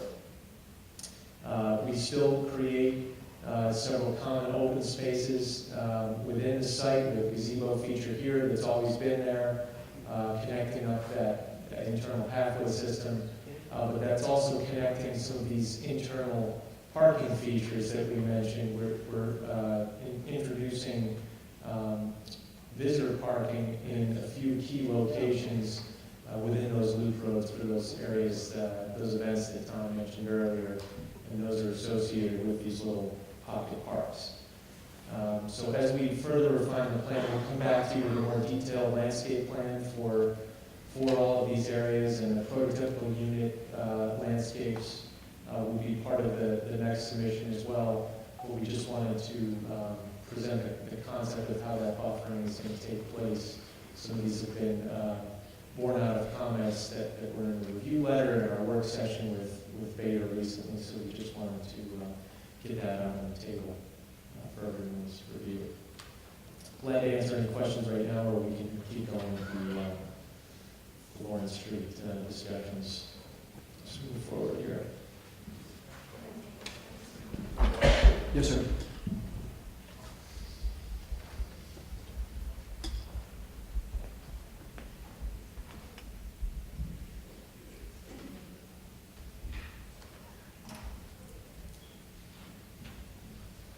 Hi, my name is Dan O'Connell. I live on Park Street. My question to you would be on this landscape. If and when this project is either done away with or modified, reduced, will you be able to reduce your plans for the structures, the trees and all that as well? Or is it an ongoing thing based upon how many units are going to be going in? Can you clarify, do you mean the number of proposed trees? Well, let's say that when you're going to do all the landscaping, right. when you do it, are you basing everything based upon 200 units, or could it be based upon 30 units? We're basing the landscape concept on providing streetscape for the roadway network that you're seeing there. We've provided a plan like that already. It'll be very similar to that, except adjusted to the new roadway network. If there was not as many roadways, right? would you have to reduce your plan? If there were less roadways, there would Yes. probably be less, if we're planting street trees on a particular distance apart, then it would reduce the number of trees likely that would be along the streets. And are you being contracted by the developer? Yes. You are. Yes. So is it like when they're moving the gravel out, the more trucks they move out, the more money they make, the more roads and so forth, the more money that you generate as well? Is that safe to say? For myself, I don't, Yeah. no, I don't believe that to be You the don't case. think that would happen? No. You don't think that if you had more roads, you would generate more money? So if this plan was reduced in size significantly, which is what I think everybody in this room wants, not really concerned about the landscape, but I think that if everybody in this room, and this is the first time I've been to one of these meetings, is not for this. It's like Mr. Wagner said, it doesn't make any sense. So what I'm saying is that I know that these things have to happen. You know, you have to bring in the architects and all these other people, but the main focus here, and I hate to see like we're losing sight of it, is that this project is way too big for the people of Norfolk, not just the people of Lawrence Street, but of all of Norfolk and the surrounding towns. I mean, all these trucks are gonna have to travel somewhere. You know, they're not just gonna go up and down. Is this a question on landscaping, sir? Well, this is about. Because I feel like you're just kind of abusing what. No, I don't think I'm abusing anything. I've heard a lot of abuse, yes, right? But what I do feel is. Sir, we have an that- agenda to get through, and I know think you have an you're not agenda. acting in good faith right It's now. obvious you have an agenda. But what I'm saying Really? is that, yeah, what I'm saying is that when this lady asked if this project could be reduced, you didn't answer her. You didn't answer her, am I correct? And when Mr. Wagner made a comment about the size of this project being reduced, you didn't comment on that. I'm going to ask a question to you directly so you can answer to the people in this hall. Can this project be significantly reduced?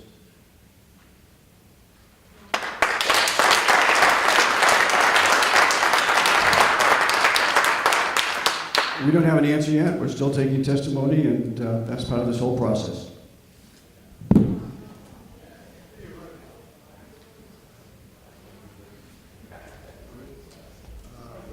Any more questions on landscaping? You have a landscaping question? Okay, thank you. So it's sort of related to the amount of excavation. Get closer to the microphone. Oh, can you hear me now? Andrew Neviakis, Mill River Road. So my question is, all this land that's being taken away, when you dig down, is it sand? What type of soil is going to be able to be used to grow anything? Where I live is very sandy. They removed a lot of soil when they built our house, and we have an extremely difficult time growing things, which then my fear for the community is they're going to be starting, everyone's going to be starting to use fertilizer, that's going to go into the wells, and then we're going to end up with high cancer rates. So my question is, what type of soil is going to be 60 feet below the grade level it is right now? So the topsoil that would be used to grow plant material would either be removed from the top layer before excavation takes place and stockpiled for reuse as we get into the construction sequence, or we would import suitable topsoil that can promote the growth of lawn. Is it going to be able to go that deep down? Because we were given like a foot and it's horrible. Like how far, deep you would know, the if they're soil be? digging 60 feet deep, are you putting back 60 feet of topsoil?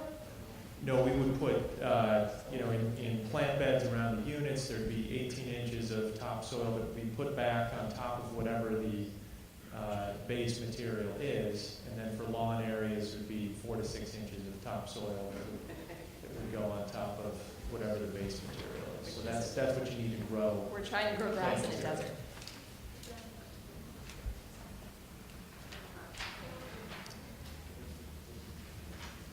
Peggy Bedard, 28 Lawrence Street. You just mentioned importing soil. So how many trucks can we expect for that, for 200 unit development? Thank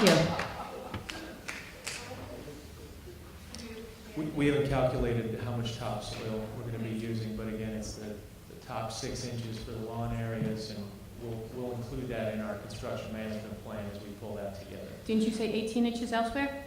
18 inches in plant beds where you would have shrubs right Okay. around the foundations of the houses, but most of the site would be, a lawn or a no-mow seed mix, and that would require less Okay. topsoil.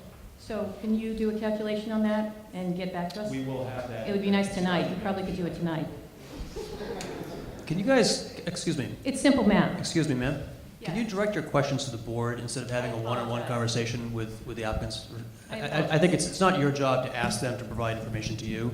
If you want to suggest what the board should be receiving, then we'll take that in, but make the suggestion to the board. Board, you should ask the applicant to provide that kind of analysis. That's the. I'm not used to legal This issues. isn't legal. so- This isn't well, legal. it actually This is a is a public legal hearing. issue. It is a public hearing, and this is a legal issue, and I'm not really used to that. And I apologize if I spoke to him directly, but it is my house that's directly affected by this. So if I'm passionate about this, then I think that's expected.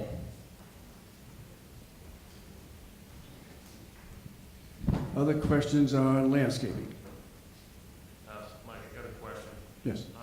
The southwesterly driveway entrance, what is the existing vegetation opposite that driveway? In other words, is there any existing Right here? vegetation protecting? Are you Yeah, referring to that area? that driveway entrance right there, is there any existing vegetation there to protect that house from headlight glare? Existing vegetation across the street, is that what you're asking? I believe there is some. We'll have to look at exactly what's there on the survey. I don't have that up on here right now.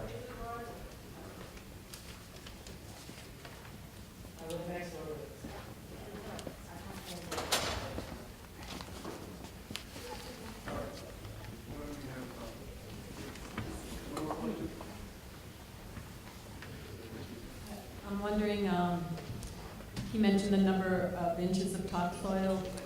So I believe in a zone 2 aquifer, you need at least to replace up to 12 inches everywhere. And you might want to look what kind of regulations there are for that. 12 inches of topsoil.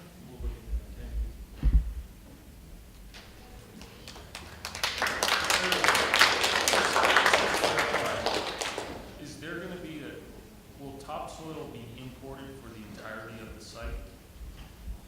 I'm just confused on that point. Based on my test holes up there, there's just to clarify, there's about 58 acres here that the site development entails. There was about 18 acres of it that was previously disturbed. So there's about approximately 40 acres that is still forested in that area. And in that 40 acres, there's been no removal of topsoil. There's probably 6 to 18 inches of topsoil in the wooded areas. All that topsoil will remain on site. We're not expecting to import any topsoil with that. The topsoil that was on site would remain to landscape all the houses first and foremost and things. So we expect there'll be enough topsoil on the site to landscape the houses. So it's going to be using the existing topsoil on site to kind of balance out the areas that don't have existing topsoil? Yes, actually, even in some of the areas where there was earth removal years ago out here, there's actually some large, stockpiles of topsoil that are out there that were left from that operation. So we expect that there's more than enough topsoil on the site to landscape the houses, especially when you figure that the roadways, the driveways, the houses, all are not going to need topsoil or any type of planting soil for obvious reasons with that. So we know there'll be enough topsoil on site, there'll be more than enough, and actually there will not be any import that we expect right now. Hi, my name is Eileen Siegel. I live on Warren Drive.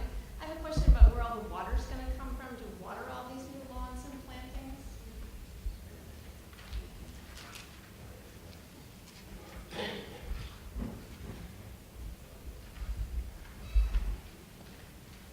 We're proposing public water through this project, and according to the Norfolk town bylaws, you cannot use irrigation for watering a lawn.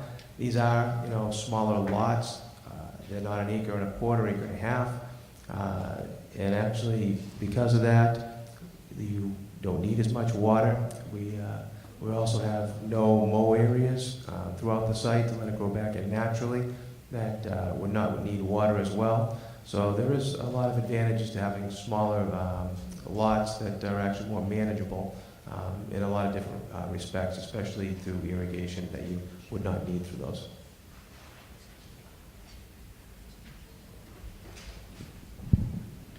Okay.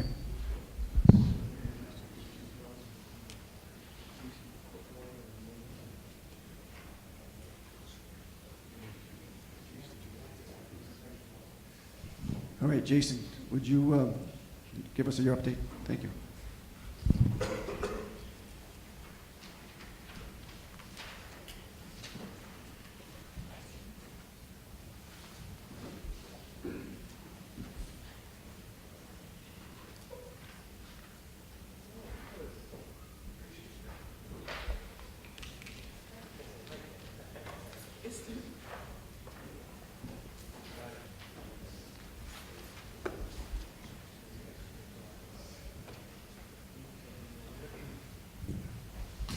Good evening, Jason Ford with Beta Group.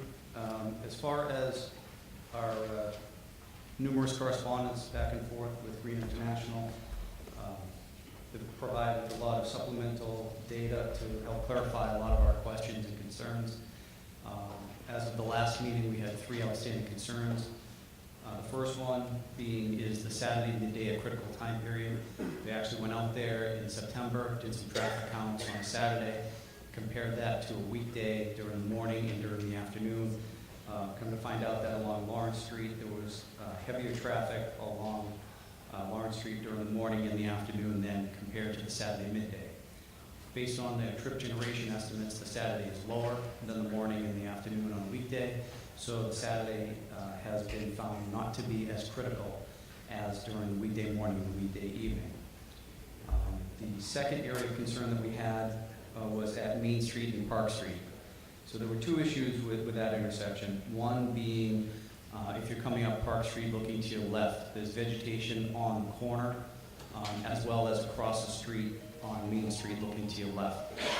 Why that's a concern is because you need to be able to, if you're turning left or you're turning right from Park Street, you need to be able to see cars that are approaching you to determine whether you're going to turn out or not, or are you going to wait for a more acceptable gap in the traffic stream. So by providing longer sight lines to be able to see the cars that are coming along Main Street from the west, you definitely need to be able to clear that vegetation. The other item at that intersection that we asked for was to conduct a traffic signal warrant analysis to find out if a traffic signal would be warranted in the future. Based on their analysis, they found that a traffic signal would not be warranted in the future with their development in place. Looking closer at their data, what you need to do as far as the manual on traffic control devices is that you need to meet 8 hours of warrants to be able to satisfy the need for a traffic signal. So what that means is that you have the main line threshold, you have a minor street threshold, and you need to meet for 8 hours of the day, both for major street and minor street. For 7 hours of the day, they met it. They didn't meet it for an 8th hour.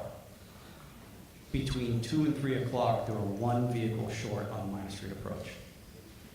So it is close. So because it's close, and there's a lot of factors that come into the traffic engineering numbers.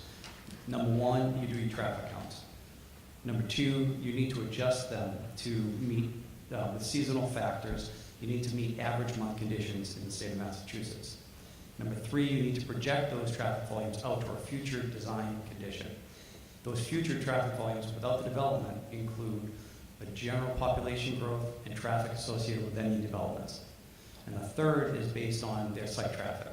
So by adding in their site traffic, if their distribution numbers are different, if their trip generation is different, All of these factors could certainly impact the amount of traffic that's seen in the future at that intersection. Could be lower, could be higher. So what we've done is we've recommended to have a monitoring study be conducted out there to determine in the future if a traffic signal would be warranted or not. Just because it was so close with missing by one car. The third item that we had was about sight lines for cars that are traveling along Lawrence Street heading eastbound that want to turn left into their proposed easternmost driveway. As you're coming down the hill on Lawrence Street and you're looking straight ahead to see oncoming cars that are approaching, coming westbound, there's a bend in the road along the southern side of Lawrence Street, and it's kind of hard to see through the vegetation of the approaching cars. So what we had done was we had worked with Green International. They came up with a plan to show that there would be some tree line cutting and trimming within the right-of-way that would be able to provide enough sight lines for cars that want to turn left into the site driveway to be able to see oncoming cars. So that was the last of the issues, and they prepared a plan that identified those areas of trimming and clearing. So all of our other concerns at this point have been addressed. As the project proceeds, more issues may come up, but at least based on our initial concerns, they've addressed them all. Jason, where is that trimming and clearing in relation to the project site? Is it on? So it's across the street from the site, and it's along Lawrence Street on the southern side as you're going toward Park Street. Okay, and we've confirmed that that's within the right-of-way and not on private property? Green International had confirmed that. Okay. And who would be responsible for maintaining that vegetation to make sure it's clear? Because it's within the right-of-way and it's not on private property, there could be an agreement that's reached with the developer to maintain that, or it would be the town's responsibility. Okay, so most likely it would fall on the town because the developers, these are... Well, since it's in the right-of-way, an agreement could be reached with the developer. It's not on someone else's property where you'd have to cross onto their property in order to trim it or maintain it. Okay. I have one question. You talked about the left turns, like going onto Main Street from Park Street, as well Yes. as left turns coming out of Lawrence onto Park Street. Yes. Anything factor into a truck, for example, the tractor trailer starting from pretty much stop, trying to make a left turn, the time needed with the line of sight distances that you've been talking about, that factored into this? So at the last meeting, we had talked about what's involved in the traffic impact and access study. Essentially what it is it's not during the construction time, it's during after the project is fully developed and occupied, and what those site trips would look like in impacts on the adjacent roadway system. What you're asking could certainly be done, some kind of a monitoring study to find out at what stage a truck's going to be out there in addition to what's been constructed and occupied for some residences. So for example, there's 7 phases of the proposed development. Let's just pick phase 5. After phase 5, you could sit there because at that point it would be 85% of the units would be constructed. So let's say that they're all occupied and you still need 2 more phases of construction to go. So that would be a good time to possibly look at the situation of site traffic associated with the residences that will be living there, as well as the 2 more phases of the construction for the trucks. Now, at that time, you could certainly take a look at, different sight lines, because from a truck's perspective, you're looking higher up than down to the ground, right? Because you're looking 3.5 feet versus maybe 7 feet up. And I understand, like you say, you pick a point in the study. Yep. I was just concerned, like, just knowing the traffic making a left turn on Main Street, the timing you have to make just out of a car. Yeah. This is like starting from day one. We'll have a lot more trucks trying to make a big turn, and the time the car is coming around the bend. When you bring up valid concerns, I'm not trying to dismiss them at all, because you are bringing up valid concerns. And that can certainly be addressed within the traffic management plan. So that, for example, they could have flaggers out there that, even crossing the bridge. They can have a lot of different things that can be implemented as part of the traffic management plan in order to provide safety during construction. And it's not just even at their site driveways, it can be at nearby intersections. We have to look at the traffic management as well. Okay, got it. Yeah.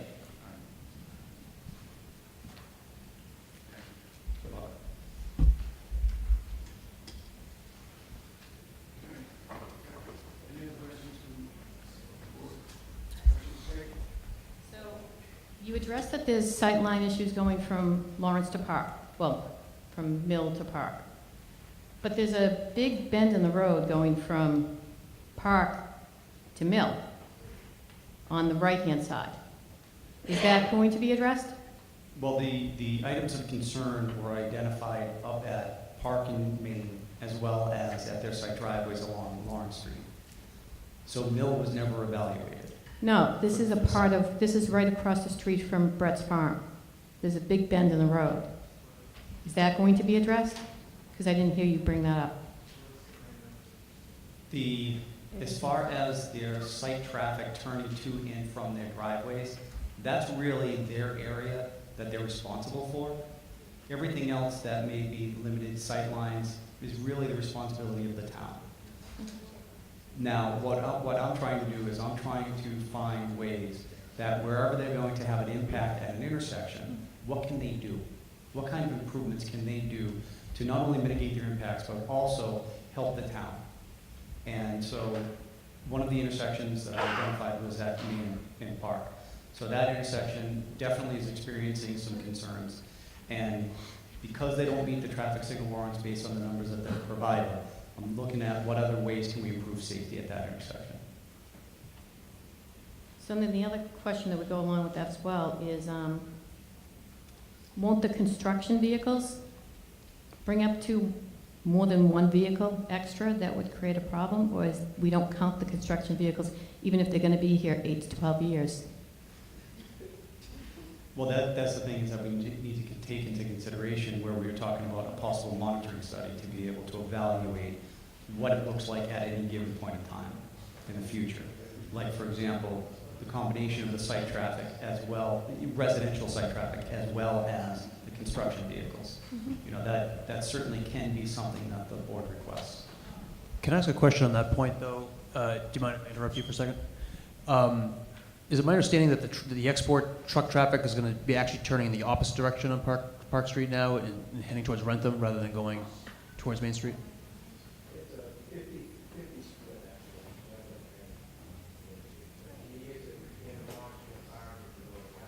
actually. Okay. Everyone hear that? No. Tom was saying that the truck traffic will be going, half of it will be going north and half south on Park Street. So should we actually consider putting on no parking, no stopping, no standing signs on Lawrence Street, since we're probably going to have some parking issues going forward? I also think that we need to consider whether the bus stop being a separate zone is a really necessary and good idea. Are we going to put bus stops all throughout Norfolk or just in this one little corner? I also wanted to ask you quickly, I thought we were going to have a separate geohydrology study above and beyond what Mr. DePlasso was doing, and no one seems to remember that.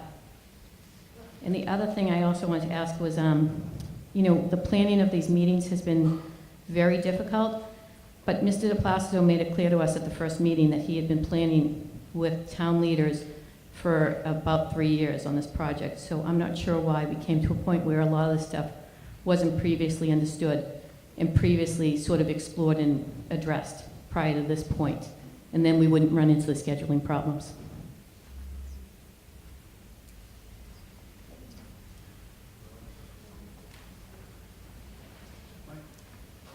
Thank you, Mr. Chair. Mike Judice, Eagle Drive. Mr. Chair, a couple of meetings ago, when Mr. Scully from Green was presenting traffic results, I asked a question and just had not seen a response to it yet. It was unclear from the traffic study whether or not the development in Rentham on Park Street, it's called Park Place, it's going to consist of 92 new single-family homes. It was unclear in the traffic study whether that development had been included in their traffic counts for the future build-out. I was just curious if you could potentially ask that question and get a response. Because that certainly, it's an additional 1,000 cars a day, vehicle trips a day, that would certainly push that intersection over in terms of needing a traffic light. Thank you.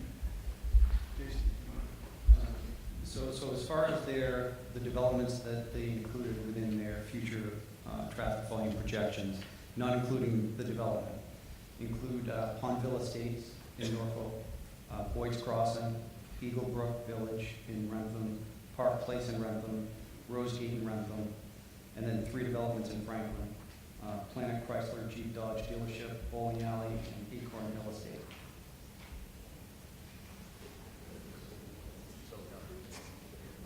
So does that answer your question?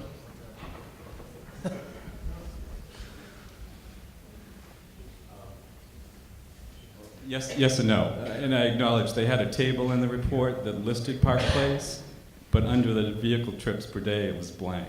So there were no vehicle trips per day reported, at least in that table. It may have been included in their analysis, but at least what was shown, I believe it was table 3.1 or something.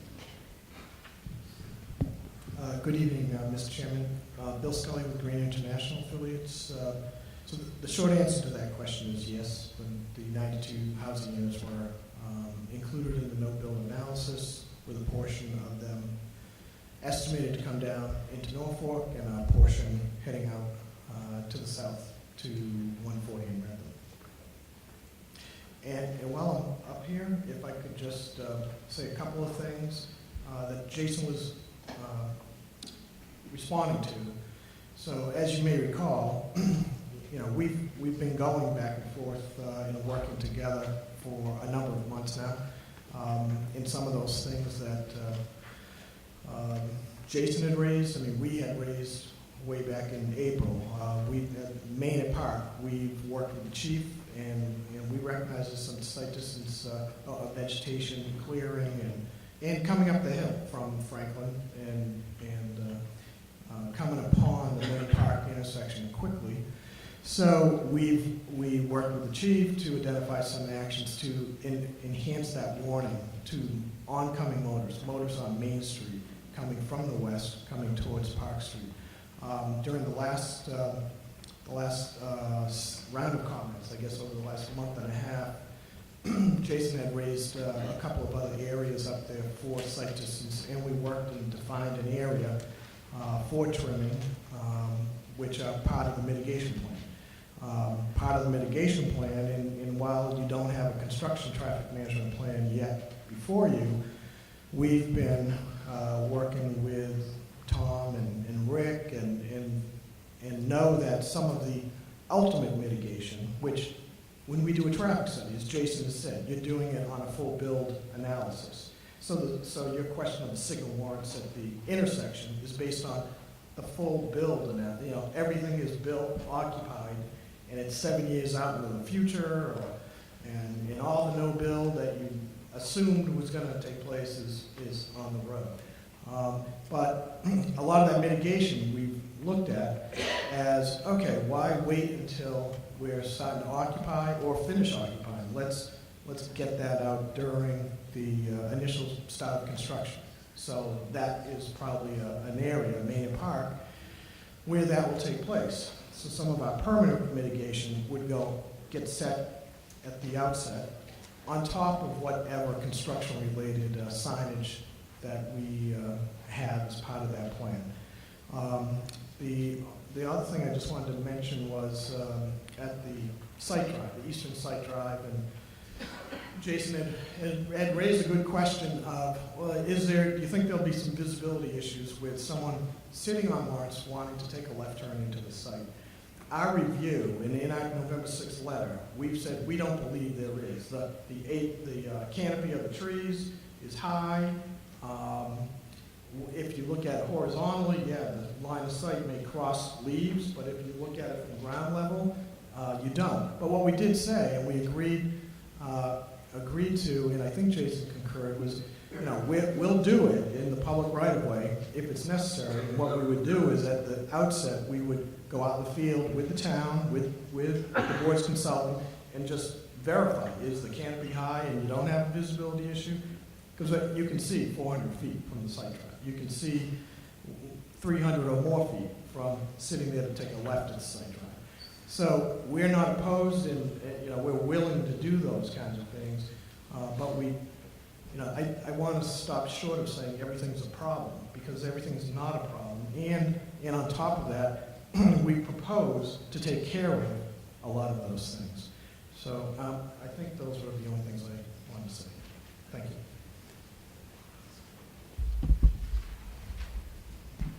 Bill, can you just address the question that Mike had raised about the table having a blank number of trips for the Park Place project?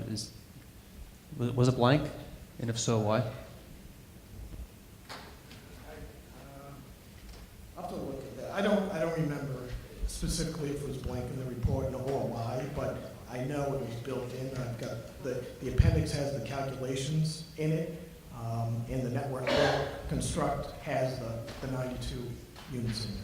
And in that section, we say some of the things are going to be in background, some of the things are going to be site-specific. That was a site-specific. Okay, Jason, can you just confirm that after tonight? Yeah, so the table within the body of the report definitely included the different developments, and then the appendix had the site trips associated with all those developments.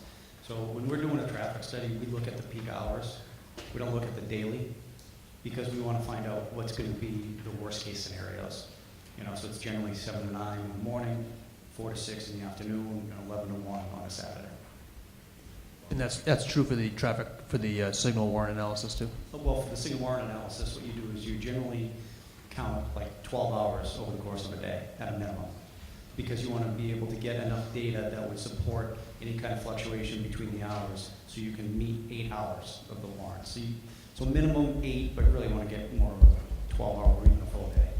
All right, so I guess the question here is making sure that that Park Place was included in the warrant analysis, right? Oh, yes, so what they did was they did a signal warrant analysis from the MUTCD standards, that's the national standards for doing the traffic signals, the signal warrants. They looked at existing conditions, they looked at future no-build conditions, so that's future conditions without the development, and then they also looked at future conditions with the development.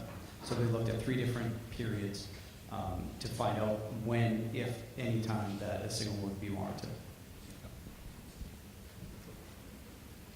Mr. Chair, if I may, just.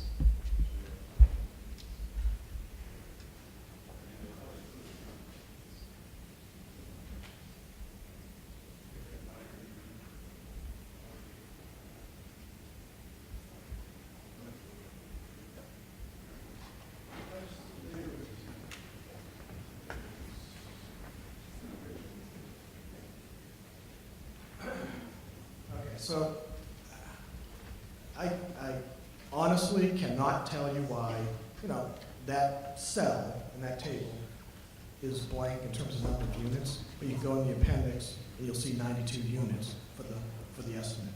It may have been, at the time that we put the table together and the report together, we were trying to confirm the number of units in that spot. And then the analysis and all that do account for it.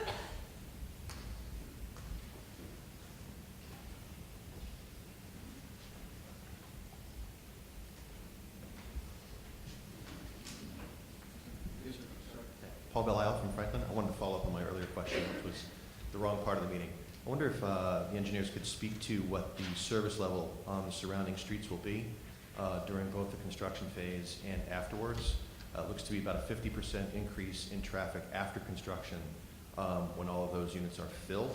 And I'd like to understand, for instance, if today we can drive on Lawrence Street and then Mill Street in Franklin at 30 miles an hour, what do we expect to be able to drive on Lawrence Street and Mill Street post-construction completion and during the construction phase?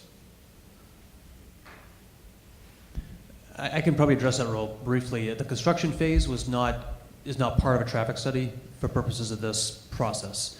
The construction impacts, the construction phase traffic will be evaluated as part of the construction management plan that's submitted by the applicant and will be peer reviewed.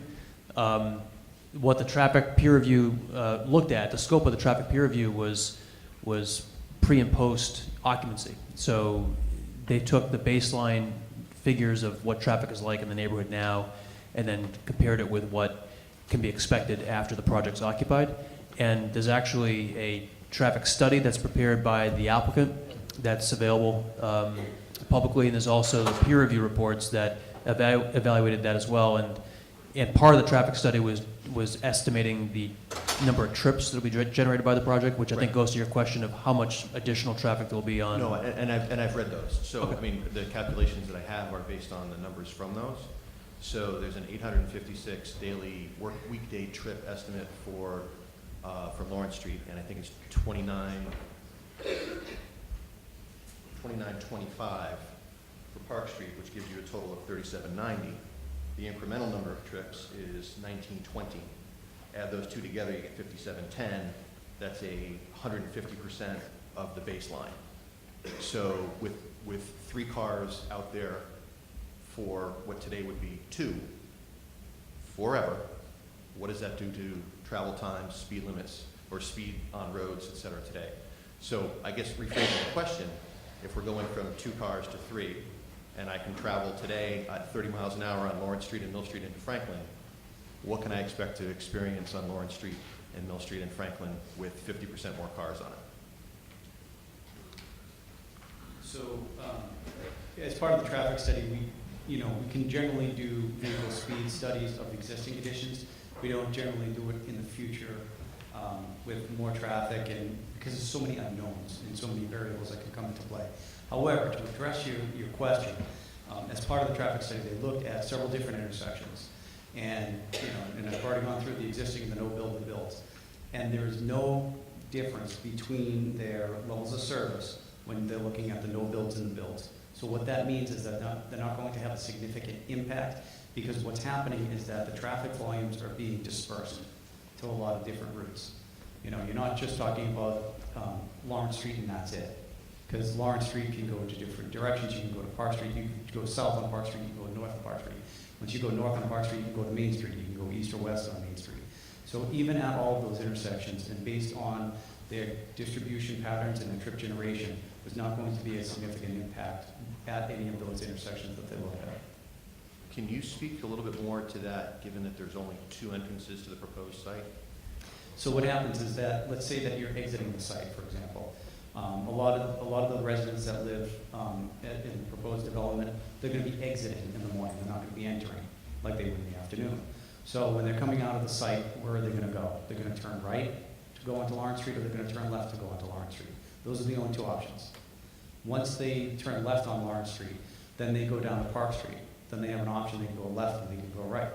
Now, all of these distribution estimates and assumptions that they came up with was based on a standard traffic engineering practice, which is taking a look at what's happening out there today, almost a cordon count. So a cordon count means that you take your whole study area and you draw lines at the outer limits, and you find out how many cars are entering and exiting at each one of those points. And that's how you can find out the percentage of vehicles that are entering into your study area. Based on that percent, that's how they came up with their distribution for their proposed development. So what they had to do is they had to use the Institute of Transportation Engineers to generate for the site trips for the development. Then they did that distribution estimate to find out where are they going and how are they getting into the area. So based on all of the information that they've researched and provided and documented, it's all within standard engineering practice and within the Mass DOT and local and national guidelines.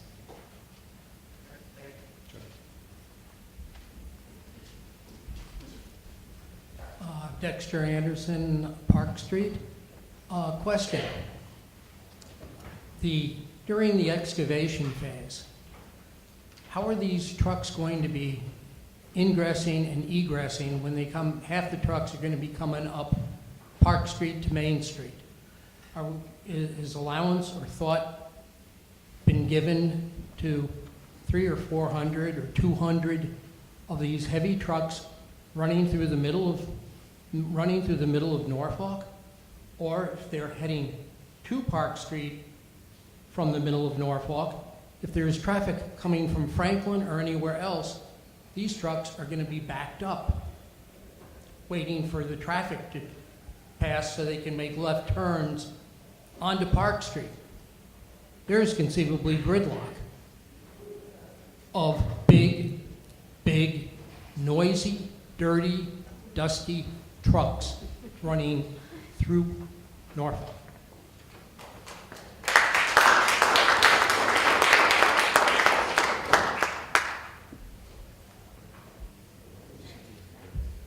Chris Wagner, Park Street.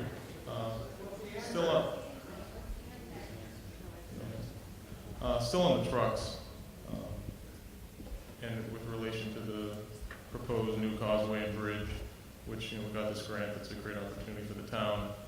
I believe Beta Group suggested that until the causeway is dressed, that no truck traffic should be, the construction shouldn't proceed. So now we're going to have our brand new causeway and bridge with trucks that I believe, according to DOT, shouldn't exceed 80,000 gross combined weight. But we're going to look into what the impact is going to be on the lifespan of this new bridge and causeway that we have. In addition, with respect to that 80,000 pounds, Mr. Placido stated he usually gets 25 to 28 cubic yards in one of his bigger trucks. I believe sand and gravel is going to be 2,000 to 3,000 pounds per cubic yard. That's putting you at 70, over 60, 70,000 pounds just in material. Doesn't really add up when you're putting that on a 30,000 pound, 35,000 pound truck. So, more realistically, we're going to have, I would think, if we're following DOT guidelines, and if you have any exemptions to that, at most 20 yards per truck, which is going to increase the trucks further. But again, predominantly, what's the lifespan of this bridge going to be now that we're bringing all thousands, millions of pounds over it?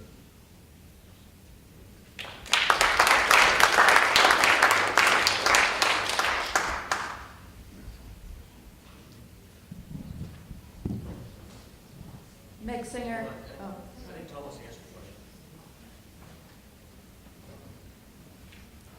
Actually, just to clarify some of the numbers that were just stated there, actually the 103,700 pounds is the maximum weight that a tractor trailer can carry. And in Massachusetts, there's different levels, different states. And actually, typically, it's about 27 to 28 yards of sandy type of gravelly fill that can be transported in one of these dump trailers, 18 wheels at that time. And that type of material weighs anywhere between 1.25 to 1.4 tons per cubic yard. And that's how that all comes together. Can I ask a question while you're up there, Mr. DePlacido? How much distance does it take, and how much time does it take for one of those big trucks that are loaded to stop when they're full? Well, of course, it depends on the speed.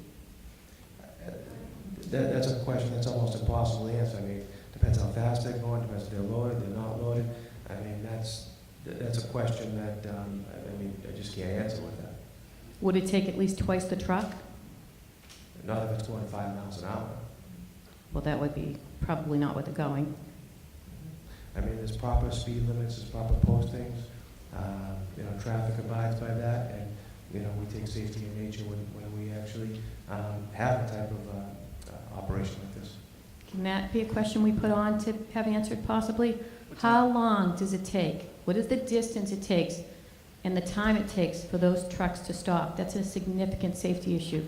I just remember my neighbor talking about her children, and I have boys, and I know exactly what boys are like and how impulsive they are, and I know how dangerous those trucks are going to be in light of children on our streets. So are we supposed to lock our children up in our houses and never let them play? Because if we let them play in the street, then we're subjecting them to this. We should know the answers to these questions. Jason, is that something you can look into?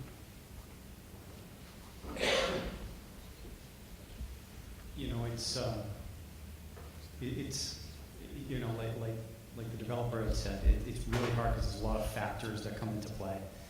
Can I come up with a rough estimate? Sure. But it depends on the weight of the vehicle. It depends on is there sand on the road? Is there dirt on the road? The width of the road, the travel speeds, the grade of the road. There's a lot of different factors that come into play. So if you can pinpoint a certain location, that certainly will help out. Like for example, if you're on Lawrence Street approaching Park Street, that's that's something that can certainly be evaluated. If it's 100 points along Lawrence Street, that's a lot difficult, or a general area. But if we're talking about, the trucks going eastbound after they leave the site and they're approaching Park Street, I think that it's still a difficult process to estimate, but it's at least a starting point. Could I ask one more question? Within reasonable conditions, can you give us the worst-case scenario so at least we know what we're dealing with? Now, are we talking about under normal, typical driving conditions? We're talking about rainstorms, we're talking about ice, we're talking about snow.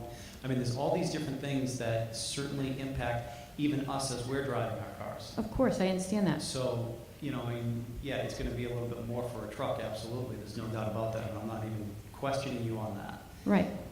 But we need to know that so I know how to drive appropriately. I mean, if I'm pulling out of my driveway, I need to know the distance I need to be able to get out of my driveway safely, or I just keep waiting and waiting and waiting and waiting and waiting and then waiting some more. I mean, I don't know how to get out of my driveway safely now. So that's kind of two different things, and I'm not trying to point I fingers. understand.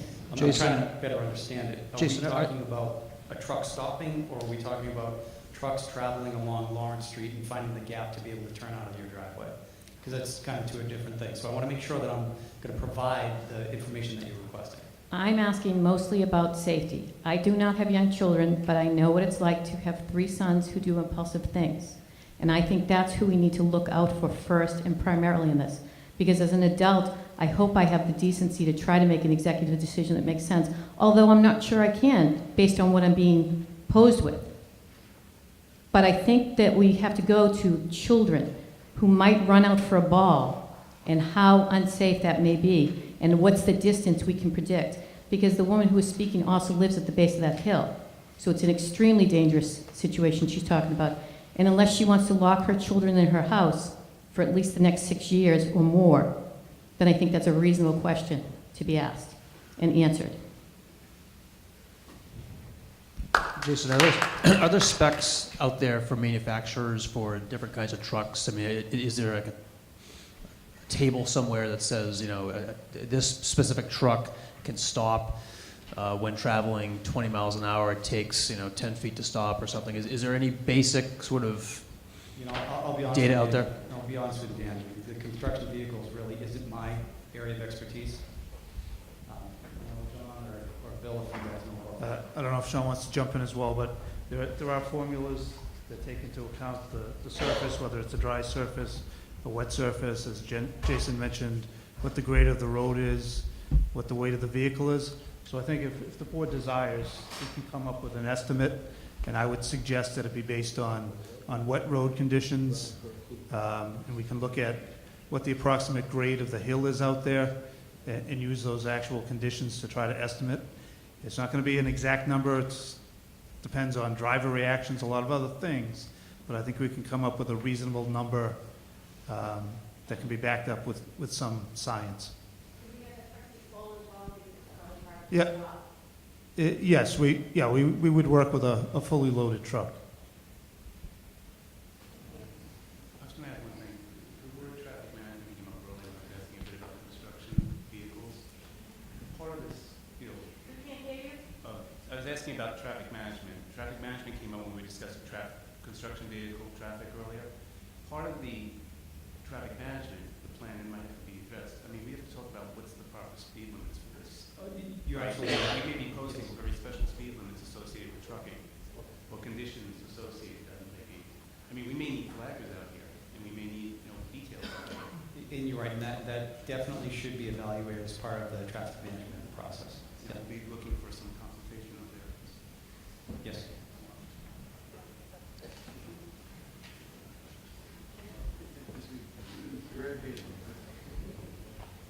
Hi, Meg Singer, Timberline Drive.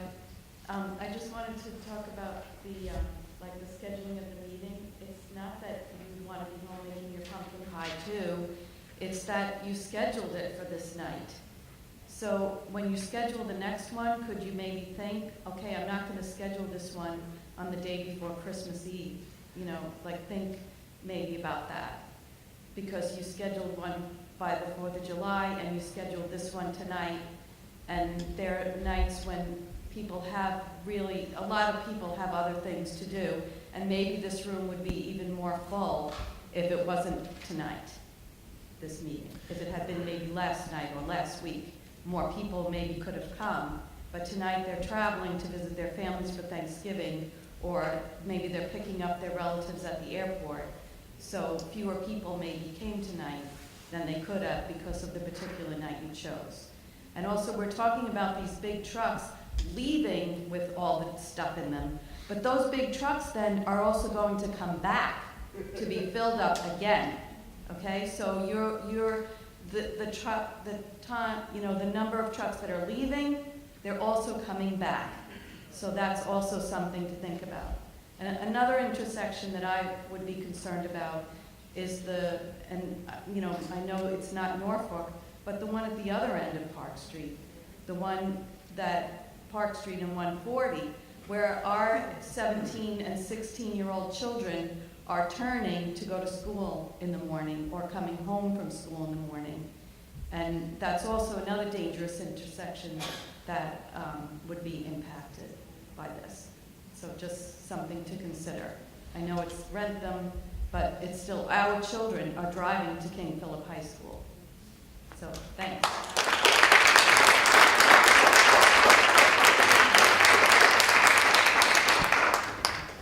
Mr. Chair, just to respond to the timing and scheduling issue, the reason this meeting was originally scheduled for the 15th, I believe, and postponed until tonight was that it was to afford more time for our expert to get more information from the development team to really give the best evaluation he could for this topic.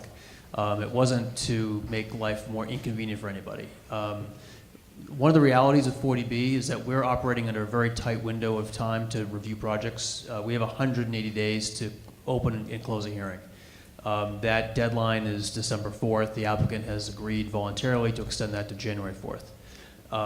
So if we push this hearing to next week, we would have lost a week. And I think the board is going to be anxious to schedule these hearings as soon and as quickly as possible in short time frames. It's not purposely elongating it. The purpose of the extension for this month was to allow more time to have our experts get the data information that they needed to give the board a proper evaluation.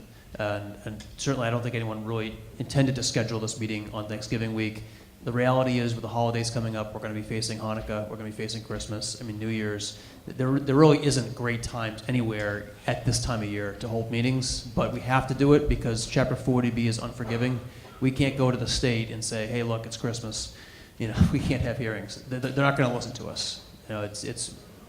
We are doing our best. The board is doing its best under a very difficult set of circumstances.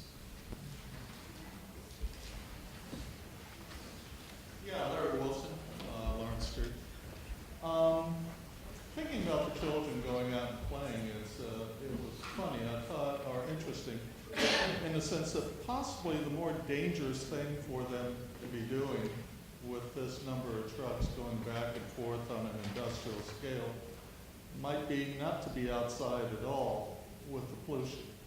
We going to do anything here in terms of particulate count on diesel trucks?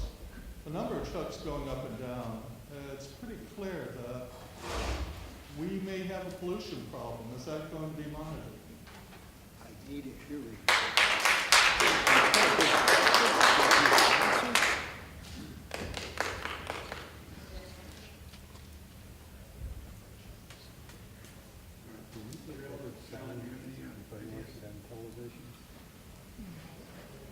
Is there any precedent for that in projects of this size where we have this amount of truck traffic?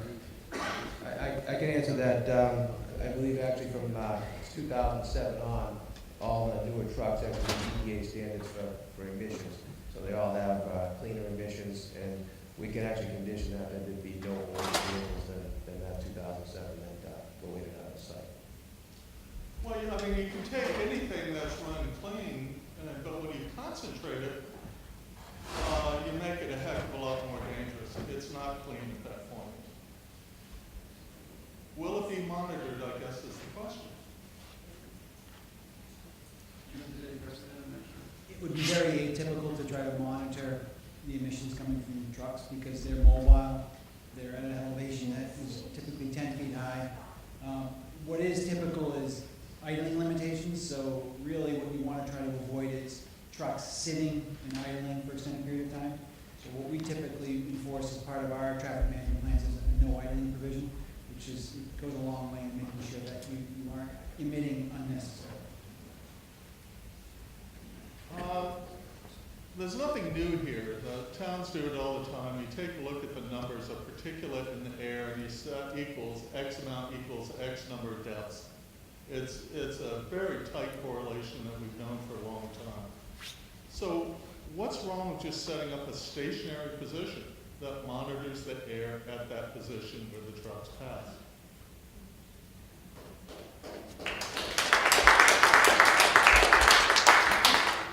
No issue at all. It just, you do that typically for dust and particulate for other emission sources, typically not for traffic, but the point is valid. So you could very easily set up a monitoring station and track that information.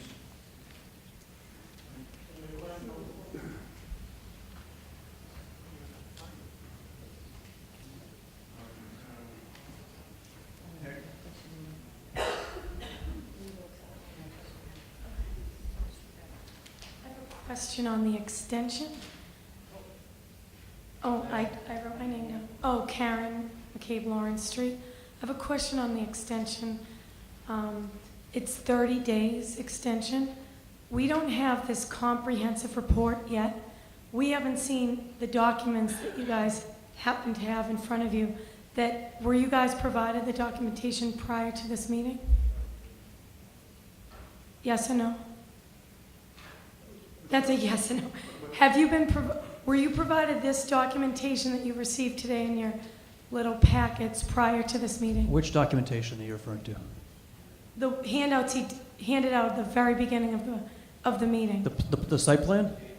The site plan we had, and the letter, the peer review letters from Beta we've had, and Mr. Reardon's peer review letters. I don't think there was anything new that was submitted tonight.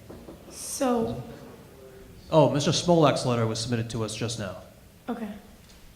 And on the website, there hasn't been anything updated since, September, maybe it was even August, I forget, I'll give you to September. We need to get this information to the people who are going to be affected. And hearing it tonight, you're going to have some of our questions, but we can't compile all the questions if we don't have all the facts. We listen to the facts. We can't even get a Zoom to actually really see what it looks like. So we can't really see what the actual plan looks like to ask even proper questions. I think our questions tonight have been excellent, but I think we could have even more questions if we're provided the detail prior to this meeting. That's a good point. I honestly thought that most of this was being posted on the website. This is news to me, so is everything up until... All right, and there's some documents that we have to review first. Legally, we have to see these before it can be posted, so that's why you're not seeing the same letters that we are tonight. We have to see them first in the public meeting format, and then they can be posted. Okay. So we post everything that we can. Amy, is that correct? Yes. Okay. Okay, and then these comprehensive reports are informed to be said around first or second week in December. It's most likely the second week of December. The extension was asked for 30 days, which brings us to January 4th. I don't know what religion anyone is, but it doesn't matter. There's holidays in between there, and that's not enough time for the board or any of these citizens to review for 30 days to January 4th.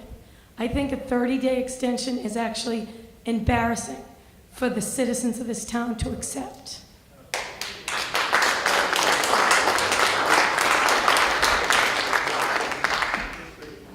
Can there be a larger extension? 30 days is too short. No, you're right. Traditionally, we request 30 days at a time. That's the way it's done. If we don't have enough time, we'll request another 30-day extension.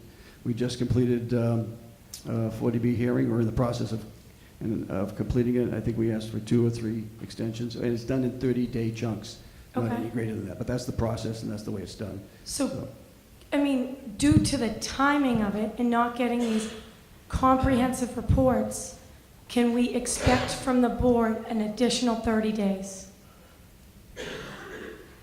From January 4th? We'll see where we're at that point in time. I can't project. You understand it's the applicant who's giving the extensions, it's not the board. It's the law puts the burden on the town to finish this hearing in 180 days, 6 months, and we're basically beholden to the applicant to give us extensions if we need more time. So that's what the applicant has done so far, is given us a 30-day extension. But I hear It's this not- applicant is amazing developer. He works so well with the town. Well, that's your opinion. but- Right?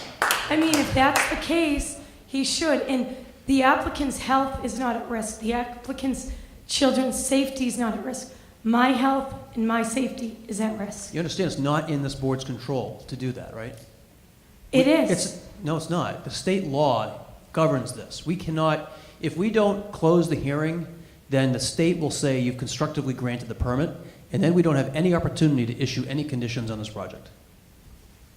That's why I'm asking for a reasonable extension. Because he works great with it. You've been working for years on this project. What's another few more months, right? Years.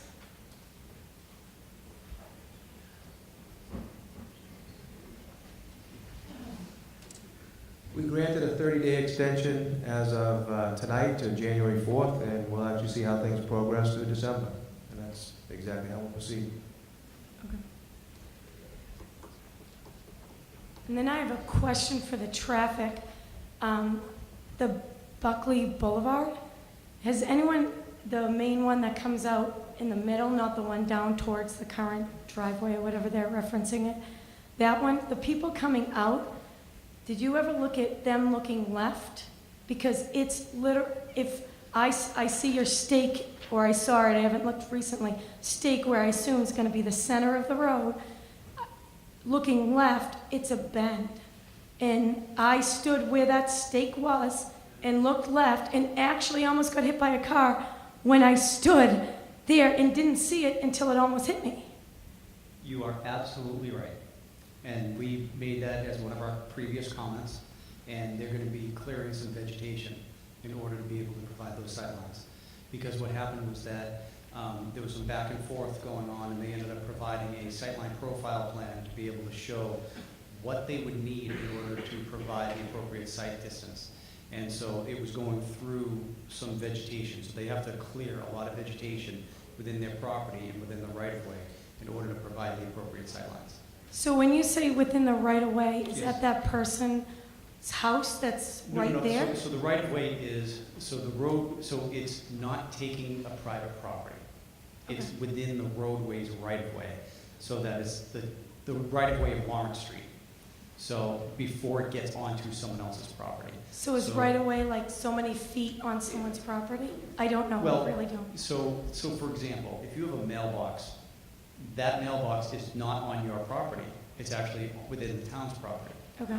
So I can't tell you that there's an exact footage off of the roadway because it varies. It varies as far as buildings and setbacks and everything like that. So let's just say that every roadway has a certain point where it goes beyond the curb line onto grass, and it's not actually owned by us as property owners. It's still owned by the town, and it varies as far as how much width that is. Okay. But all the clearing would not be on someone else's property. It would be either on their property or within the town's right-of-way. Okay. And then there was another question I had from the Tetra Tech. It was about, I don't know if it's really a traffic or it's more towards probably the developer. It was not addressed that I heard tonight, but I don't have the documents. It's about the project being severable, meaning it's being listed as, I don't know, Abbeville something and Abbeville Preserve and Abbeville Commons. And is it severable? And that's never was answered, meaning the economy, he clears all this stuff, the economy tanks, and now we have a gravel pit in our backyard.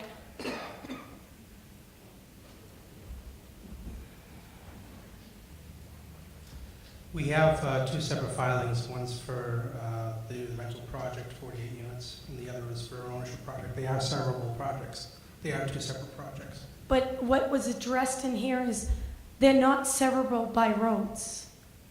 Meaning, so you can't build one without the other due to the roads. Like they're all intertwined together, correct? I can try to read it. Well, I mean, in terms of the rental project, you have a roadway network that surrounds that rental project that's being built as part of the ownership project. So they are separate. I mean, certain roadways will have to be constructed in order for certain phases to be developed.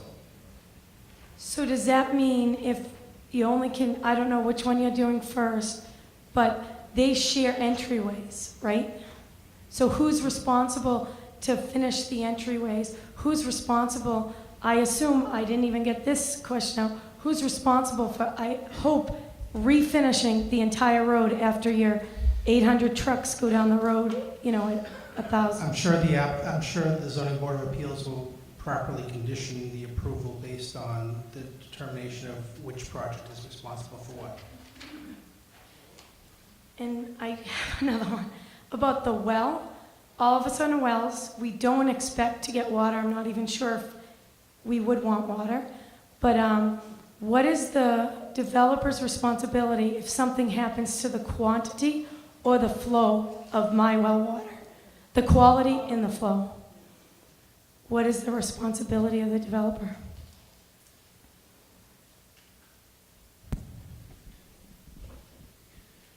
If your well is impacted by anybody's project, you have a private cause of action against that person if you can demonstrate that their project impacted your well, whether quantity or quality. Okay. That's not So something that's... could we request the board to have the developer, because it's Abbeville LLC, right?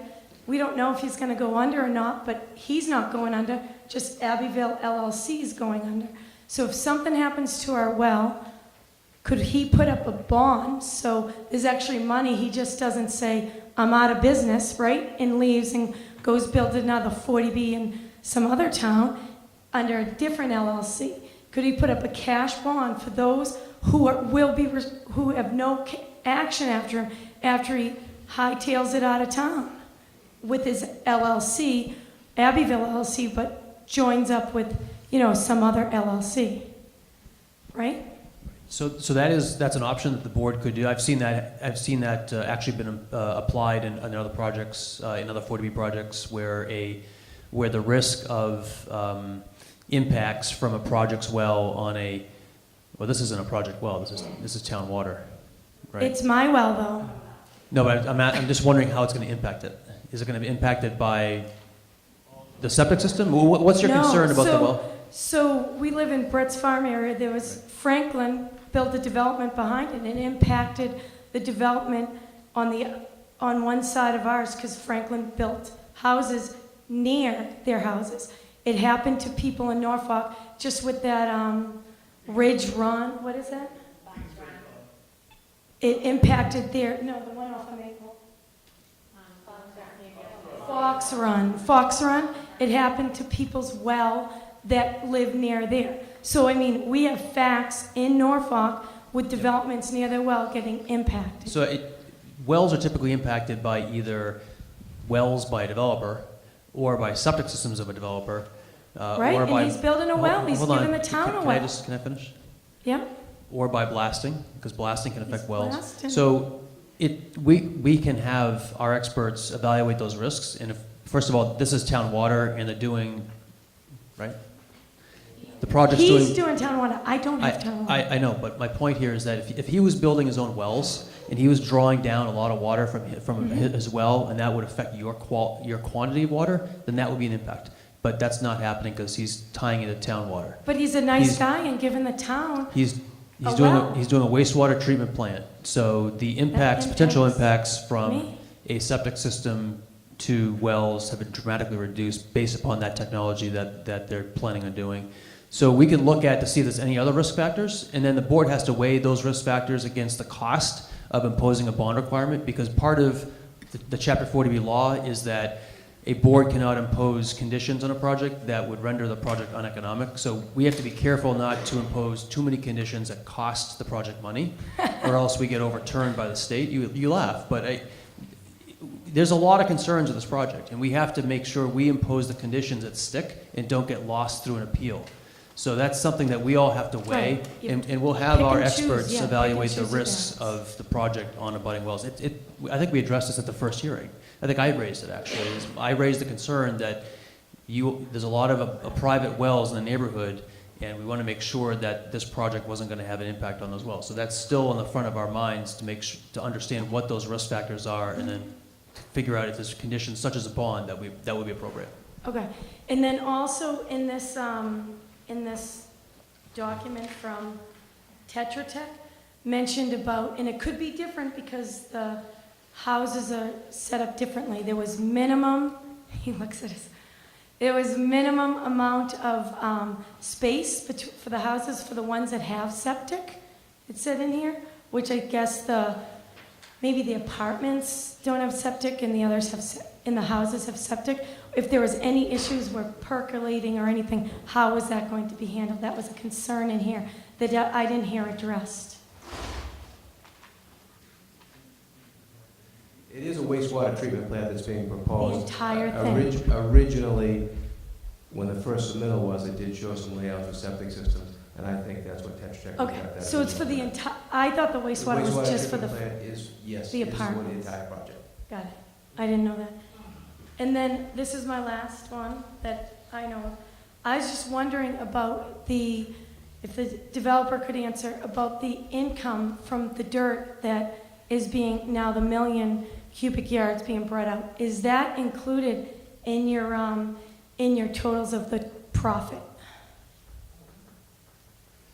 The income and costs associated with the gravel and dirt removal process should be included in it. It has always been included, is included. It's a line item in the performer that was submitted to Mass Housing. There's been discussions with Mass Housing about it, and it actually was submitted in the performer to the town on that. And obviously, that performer is going to have to be revised because the project's changed so much, but we've been very forthcoming with this right from the very beginning to Mass Housing, and it's been disclosed in all the documents.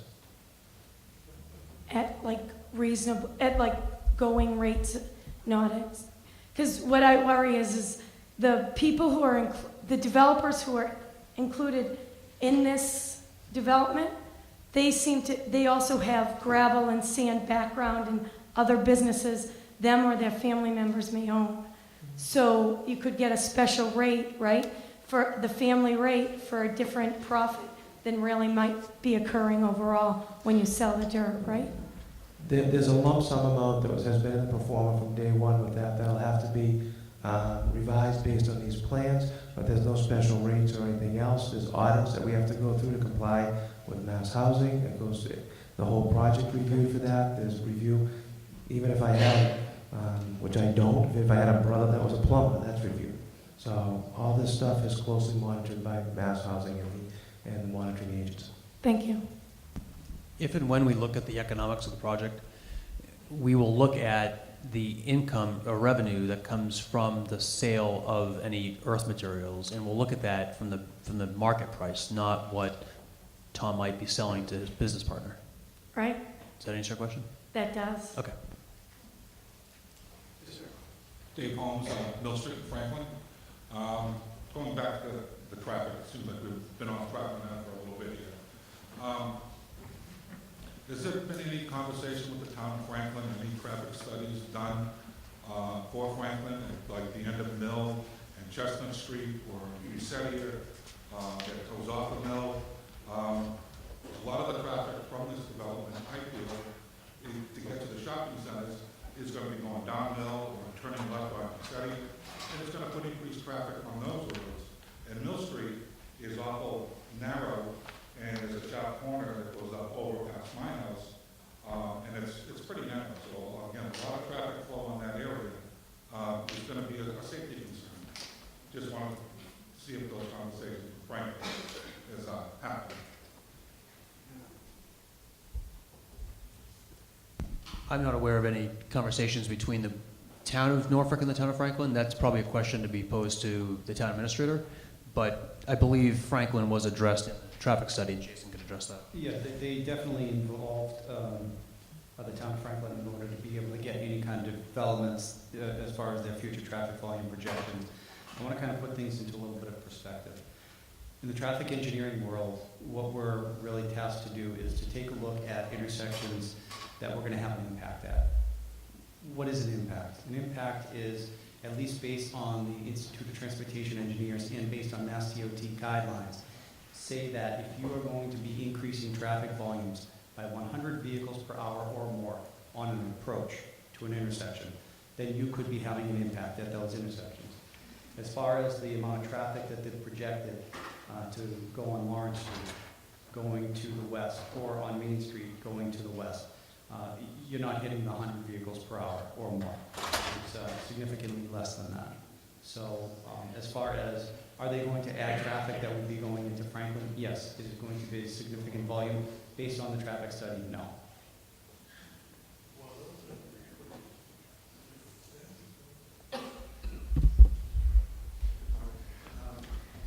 Peg, one more question, please. Well, I just want to say, I think Mr. Wilson's point of saying that we should have monitoring of the pollution, whether it be paid for by the town or the developer, I don't care. I think because of the size and scope of this unusual project and where it's located, which again is unusual, I think that is something that would be appropriate to protect us as citizens.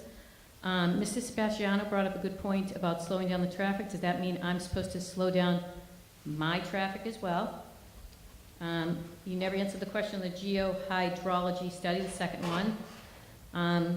The septic, can we get a bond for the septic? Because that's a mechanical system, and just with those trucks driving over my road all the time, likely there could be a failure of my septic. And then finally, the vegetation to cut away where Karen was talking about with the post. I live, actually, my driveway looks out towards that, and in the fall, it doesn't matter how much foliage falls off, it's still a blind side. It really can't be mitigated by just cutting foliage. It needs to be mitigated by a redesign. So, could you take one question at a time? Thank you. Geohydraulic study is on our agenda, so we'll be getting to that shortly. Okay. Can I ask the question about Mr. Sebastiano? If they slow down the trucks, does that mean that my speed limit is impacted as well? Because I need to plan. I think it's a great idea, but... Yeah, we do not have answers for those questions tonight. We're going to work on that. We've taken notes, and we'll be working on that and addressing those issues. But we do not have answers tonight. Okay. Thank you. Hi, my name is Matthew McNulty on Brett's Farm Road. And this is the second meeting I've been to. And the first thing I'd say is I appreciate my neighbors. I mean, those who've been out here have raised amazing questions that are in the interest of my family. And I mean, traffic is a big part of that. On Lawrence Street now, I mean, there's 3 blind spots that have no shoulder. And in terms of the grant for the bridge and the road, I mean, are there plans, is it to widen all of Lawrence? Is it really just down by that pond area where the development would be? Good question. We're going to be discussing that shortly. Okay. Thank you. And then just a couple of comments regarding, I mean, the talk was that there was 400 trucks a day or 500 trucks a day, whether it's one a minute or one every 5 minutes or 10 minutes. When my children are at home, which they go down to that pond, you mean 2 to 3 days a week, if whatever cut and fill would be required, if there could be restrictions around the hours of those, I mean, while the children are in school, that would make me feel a lot more comfortable. That would just be just a general suggestion that potentially you could work with the developer on.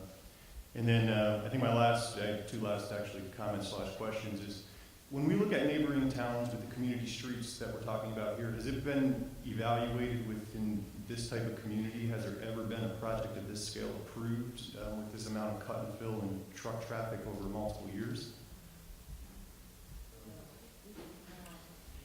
Not that I'm aware of.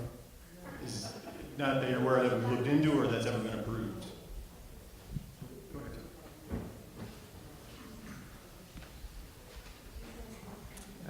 I might be slightly off, but the Village of River's Edge had probably a 500,000 to 600,000 cubic yard import brought into that. And at one point in 2006, for the summer of that, we actually did bring in I think approximately about 250 to 300,000 cubic yards in a 3-month period, and there wasn't any comments that I'm aware of that disturbed the town or anything with that. And a lot of those trucks did actually go up and down Park Street because they were hauling from a Rentham gravel area. Eagle Brook Village in Rentham is a similar site that has had quite a few 100,000 yards, much more than that, that's been moved and either brought in, trucked in, or removed from site as well over the course of 3 or 4 years. That's been a phased development, opening up 8 to 10 acre sections at a time, and reestablishing those, then moving on to the next section of that. So those are 2 local developments that have hundreds of thousands of yards of material movement right in this local area, and that have used local streets. And just my last question is, I mean, I appreciate the board's here as well, and sometimes you take some heat. I know you're doing the best interest for the town.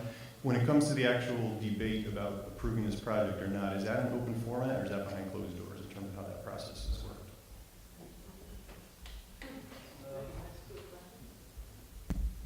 So the board generally will keep the hearing open long enough to have a draft decision so that folks can comment on the draft decisions. Sometimes decisions, you know, I've seen situations where we have a draft approval and a draft denial, and at some point the board has to close the hearing, as we mentioned, and when the hearing is closed, that's when public testimony can't be taken.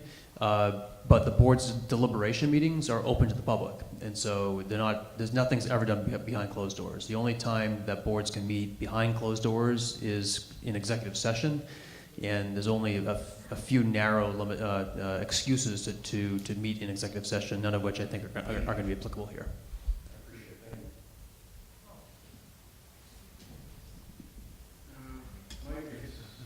Thank you, Mr. Chair. Just quickly, Mike Judas, Eagle Drive. Just for clarification, the village of River's Edge is on Route 115, and it sounds like that was about half of the material that we're talking about here. The Eagle Brook development is on Route 140. We're on Lawrence Street, a 20-foot wide road, so there's quite a difference. Thank you.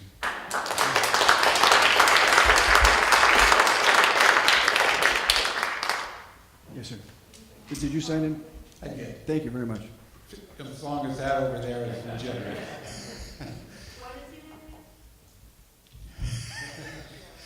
Joe Moray from Berkshire Street. This is a bit of a recap, having listened for the last 2 hours, but I think what we've heard is that the magnitude and the scale of this project is probably the biggest issue. I'm not sure we've heard anybody say that we shouldn't have anything built, but I think that it's pretty clear, and I guess the request to the board is the consideration of alternatives that in fact addresses just the sheer magnitude of the project. We've talked about cut and fills, but that is in fact one piece of a bigger area. And so, as a resident of Norfolk, I think you're hearing from the town that ought to be something that is explicitly considered, explicitly addressed, and that there is an analysis both from the developer side and from the town side in terms of what are the variables and what are the impact and the viability of the project. I think so far there has been a resistance, I perceive, a resistance to considering that alternative. And I think what you're hearing is that ought to be part of the consideration, and again, as a two-way dialogue. But I think that's something I would ask of the board to consider. Thank you.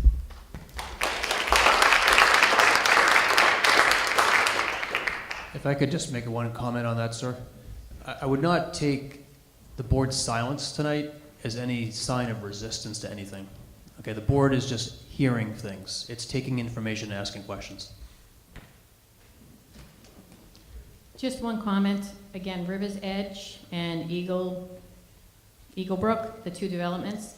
Mr. Placido said by his own account it was a couple hundred cubic yards of material that was removed from both. And the big difference on any of those developments is really the key word, route. It's not a road, it's not a street, it's not a byway. All, those two places are on a route, 115 and 140.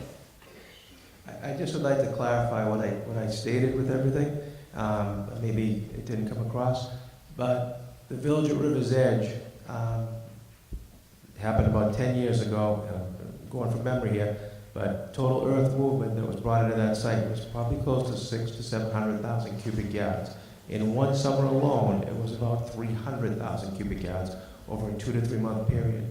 Most of that material came through Park Street, okay? Very similar to the same truck traffic pattern that would be proposed for this development. There's only a few hundred feet that from this egress from Abbeville to get onto Park Street. There's only one house that's impacted across the street. The trucks will be going out that way to Park Street. These other developments did use Park Street to bring material into them.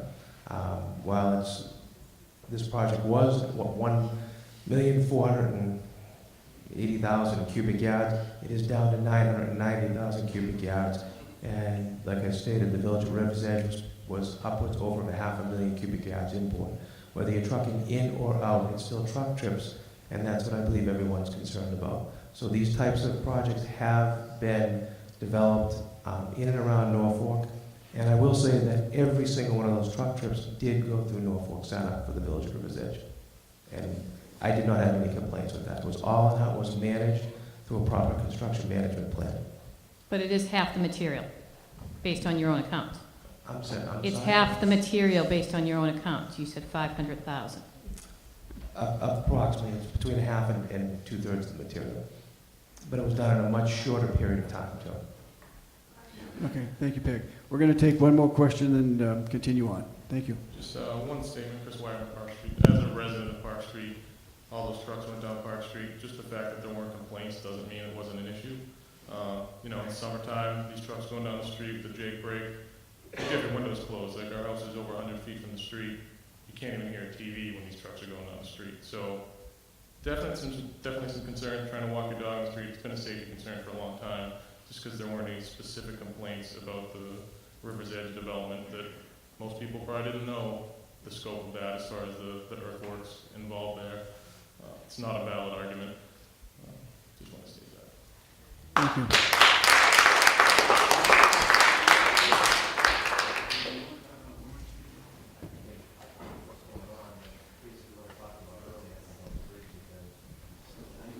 I think I'd like to know what the status of your design plan is for Lawrence Street for the width, because we heard testimony from the DPW director in September saying that the current configuration of Lawrence Street was not going to work for truck traffic going back and forth. In October, you stated that you were committed to trying to widen the road to 24 feet, and if most of your export is going to, if not all of your export is going to go left down Lawrence Street, then I think we need to understand what the plan is to redesign and reconstruct that portion of the road so we can have a better idea of how that's going to all be managed.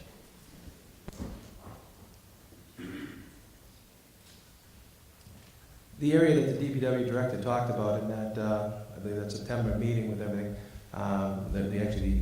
the area of Lawrence Street was from Park Street to the entrance. It was mostly over the causeway that he was concerned with that. That's what I had stated tonight.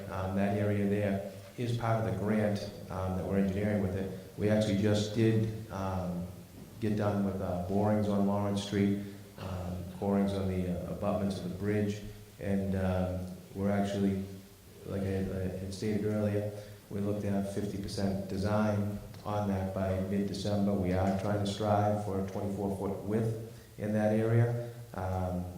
We will know better in a couple of weeks with that, but anything that's happening, there will be a drastic improvement over what's there now.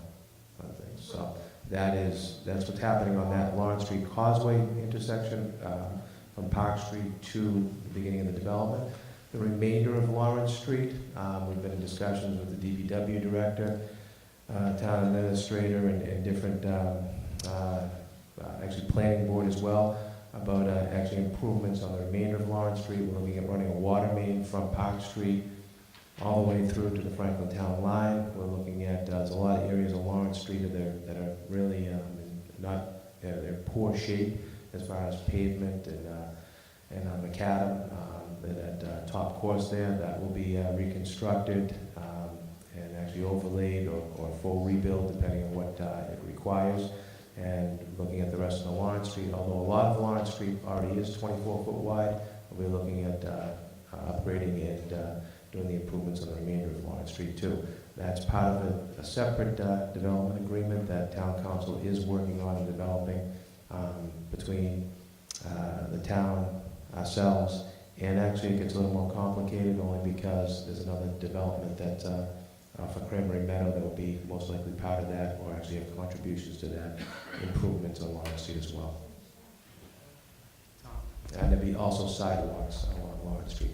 You said sidewalks, right? Yep. Yeah. What distance from?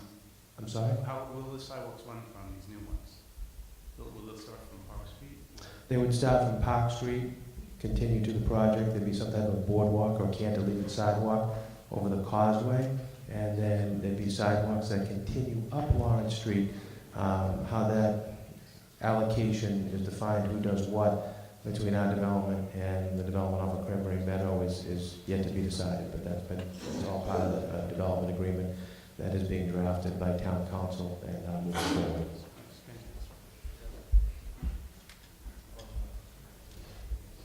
So Tom, I mean, basically what you're saying is that you're gonna have these preliminary design plans by mid-December, and then we're gonna be hitting the holidays, and that's obviously something that we need to review because you're putting all your trucks down that causeway. So I think it's critical that the board review those design plans along with the DPW, and I think we need to do that while the hearing is open.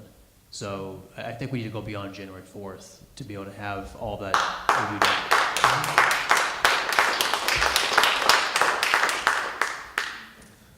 We will have the design plans, like I said, that December 15th, right around that area there.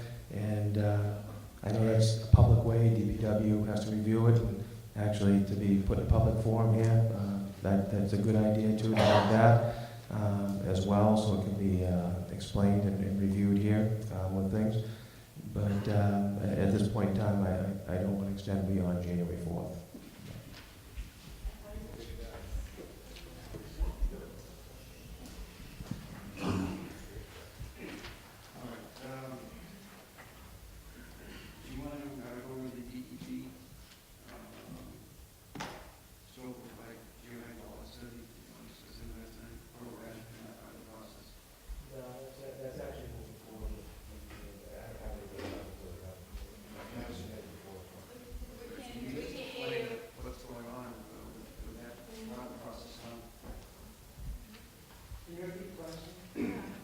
The question was what's happening with the hydrogeologic study with this.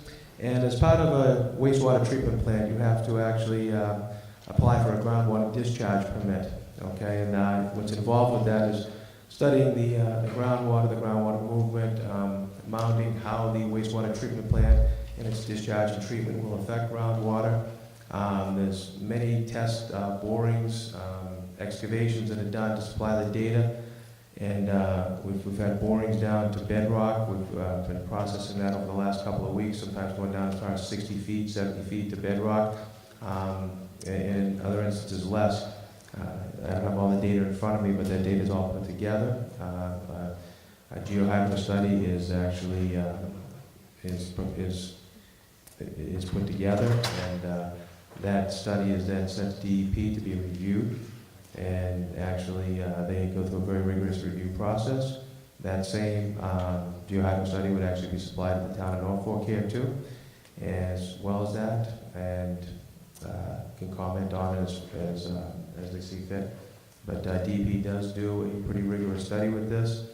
Also, just added protection with the wastewater treatment plant. DEP also does make us put up cash bonds for that wastewater treatment plant. For the life of that wastewater treatment plant, it's monitored daily by a wastewater treatment plant operator.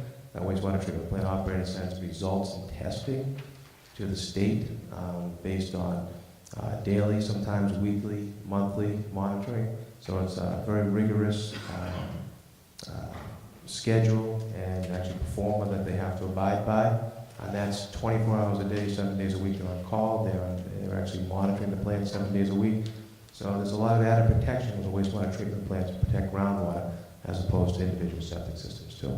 And I may add that it's quite a bit more expensive, especially more upfront cost with it, to put that in to handle wastewater as opposed to private septic systems. All right, thank you. Oh, yes, sir, Mike.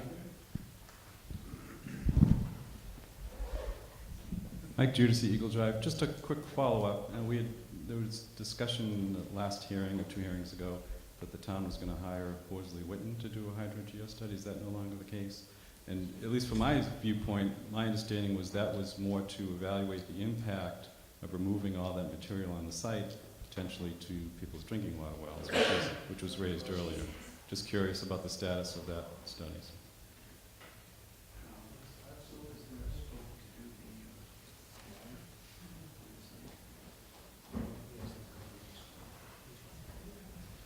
I'd like to respond to that if I could. That removal of the material and actually review of wastewater and stormwater is going to be all part of that geohydro study as well.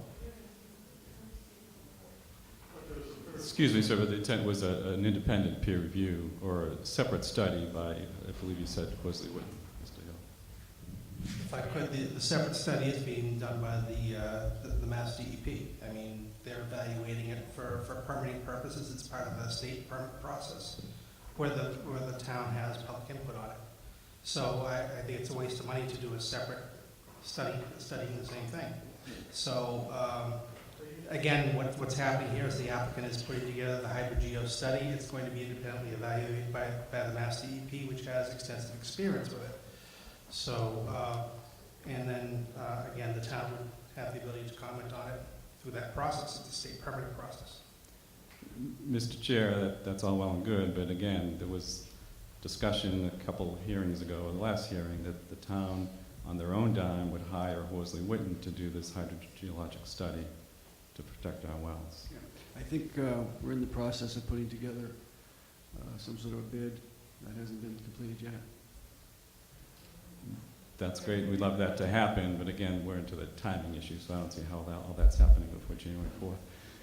So the other issue that actually Sean raised in his letter was, and we haven't heard much discussion about the actual water system that would be serving the development. If it's been reviewed by the town's water consultant to make sure that they have adequate fire flow protection.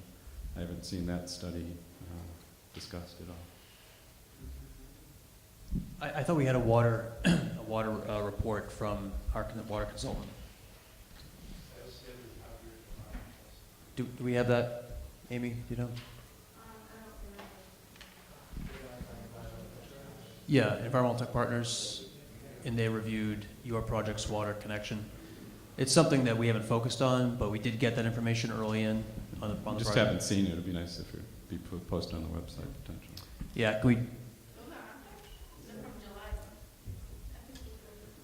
It may be Amy, and I may have missed it. I don't remember seeing it. Mike, we do have the Horsley Witten Group proposal. It is approved.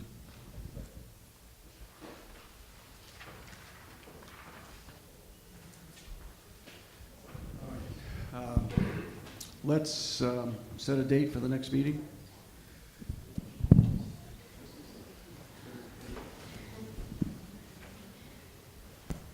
Excuse me, Mr. Chairman. Just in terms of trying to get a better handle on the truck traffic, construction truck traffic, so the board can make a more informed decision.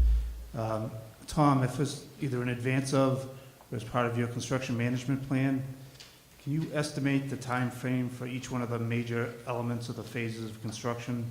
So say earth removal, road construction, foundations, houses. I think that's the only way we're going to be able to kind of tie down the frequency of truck traffic. We know the overall number, but let's try to get to the frequency. So if you could provide the board with that, I think Sean and myself in our review could give the board a little better information.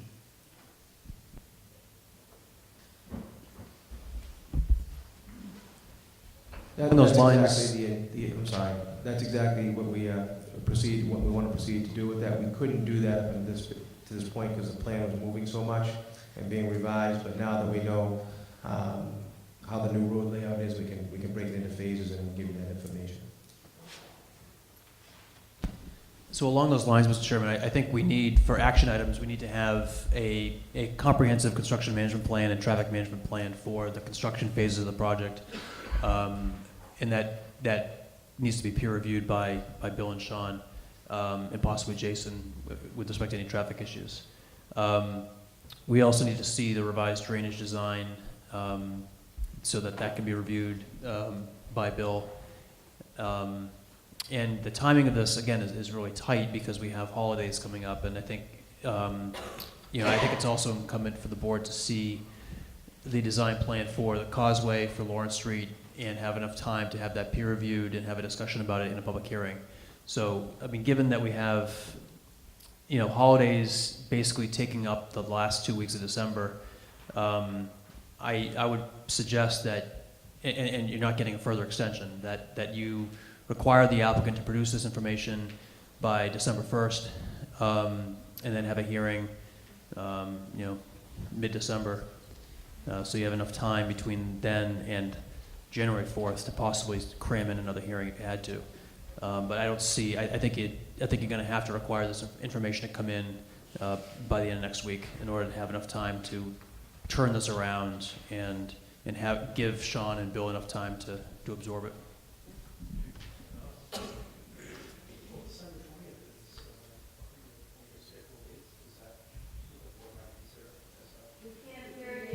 That's the next scheduled meeting is December 20th, but again, I think Dan's comment is that we don't have it by December 1st. There's no way it can be reviewed properly in order for us to be prepared for that date. I think the point here is, and I think Dan's trying to make it, is January 4th is not enough time. It's just not enough time. And why not just push the ball down the road further so that we can do the proper review? We have the next meeting, we cannot see this have a bill again until December 20th. The next scheduled meeting, if possible, would be January 3rd. And that's if possible. And I haven't even talked anything about the schedule. I think January 4th, it's unrealistic. And I guess we could force you to prepare everything by December 1st. And if we do not have everything by December 1st, we won't have a hearing. I don't know if we can do that. I just think we're making a mistake not pushing the ball out and sticking with January 4th. I just think I think it'd be much smarter to push this date out another month to let the proper preparation be done. The 30-day extension was based upon what the board has.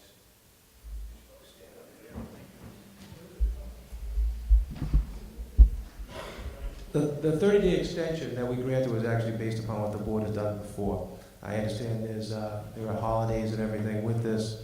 The biggest concern that we have is that sometimes the more time that goes on, the more time that everybody takes to review things and stuff too.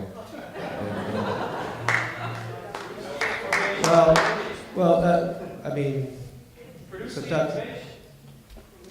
So, January 4th is what we did to, with the board find January 30th adequate to give more time with that. And that's what we go to for now. That's basically almost a 60-day extension. Are you offering that? Yes, I am. Okay, yeah, I think January 30th is a reasonable period of time. So how much time do you need to file your comprehensive construction management plan, the revised drainage design? Yeah, design plans on the causeway.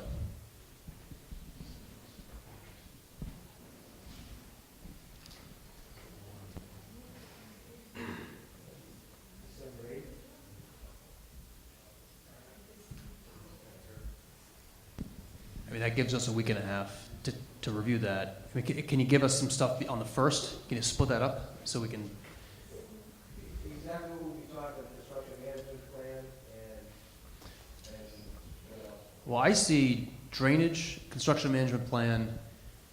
We actually asked for the details in a wastewater treatment facility, although that review will be limited. Could I ask that we take a break with it, just so I can talk with professional engineers and things between us and maybe town's consultant too, just so that we all can come up with a realistic timeframe?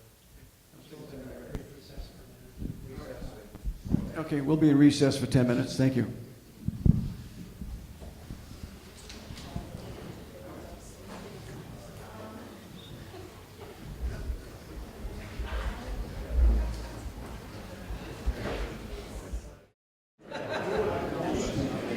Hello? Hello? Okay. All right, let's finish this up. So what did we come up with for a plan? All right, so Mr. Chair, we discussed that we would have a hearing on the 20th, that we would ask the applicant to submit a revised drainage plan by December 8th. And then he would also submit the construction management plan by the 8th. And between December 8th and December 20th, our team would review those documents and provide feedback to the zoning board. We'd have a meeting on the 20th to discuss those issues. Sometime around mid-December, the applicant will provide the preliminary design drawings on Lawrence Street for us to review. At the same time, the town is going to be reviewing them, the DPW. That discussion we may want to defer until a meeting in early January, since there may not be a lot of time for folks like Bill and Sean to review those before the 20th. But we'll have probably a full agenda, at least on the 20th, for construction management issues and stormwater. And I would recommend that we schedule another hearing for early January. Let's schedule the, where's he?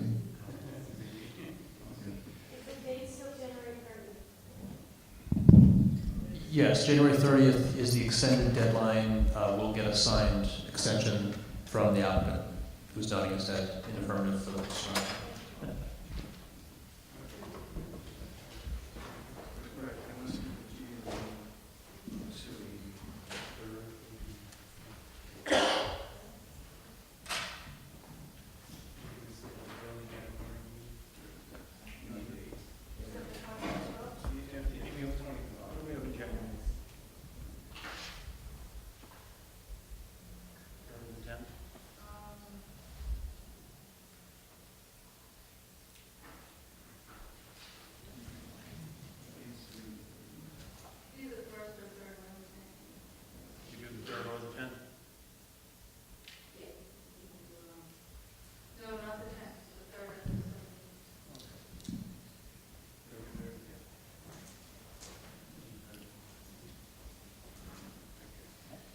So we've got our next two meetings scheduled for December 20th, correct, Dan?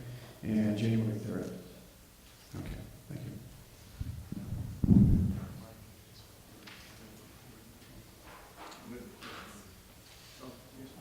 I'm sorry, Mr. Chair, just a quick procedural question, either for yourself or Mr. Hill, just so we understand the process. As I'm sure you know, the applicant has asked for 67 waivers of town bylaws. At what point in the hearing process does the board discuss, consider those waivers and whether they be granted? And for those that may not be granted, what is the process? Do those go back to the board that has jurisdiction over those particular bylaws? And how does that all factor into this time frame? Thank you.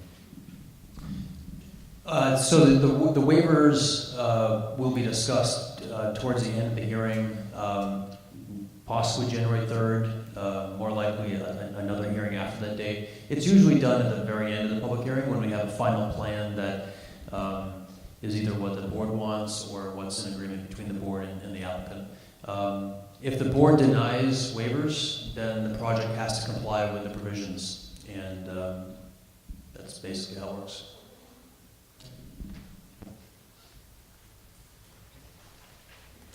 Chairman, I'd like to make a motion to continue the public hearing for preserved Abbeville and Abbeville Commons to the 20th of December at 7:00 p.m. Any discussion?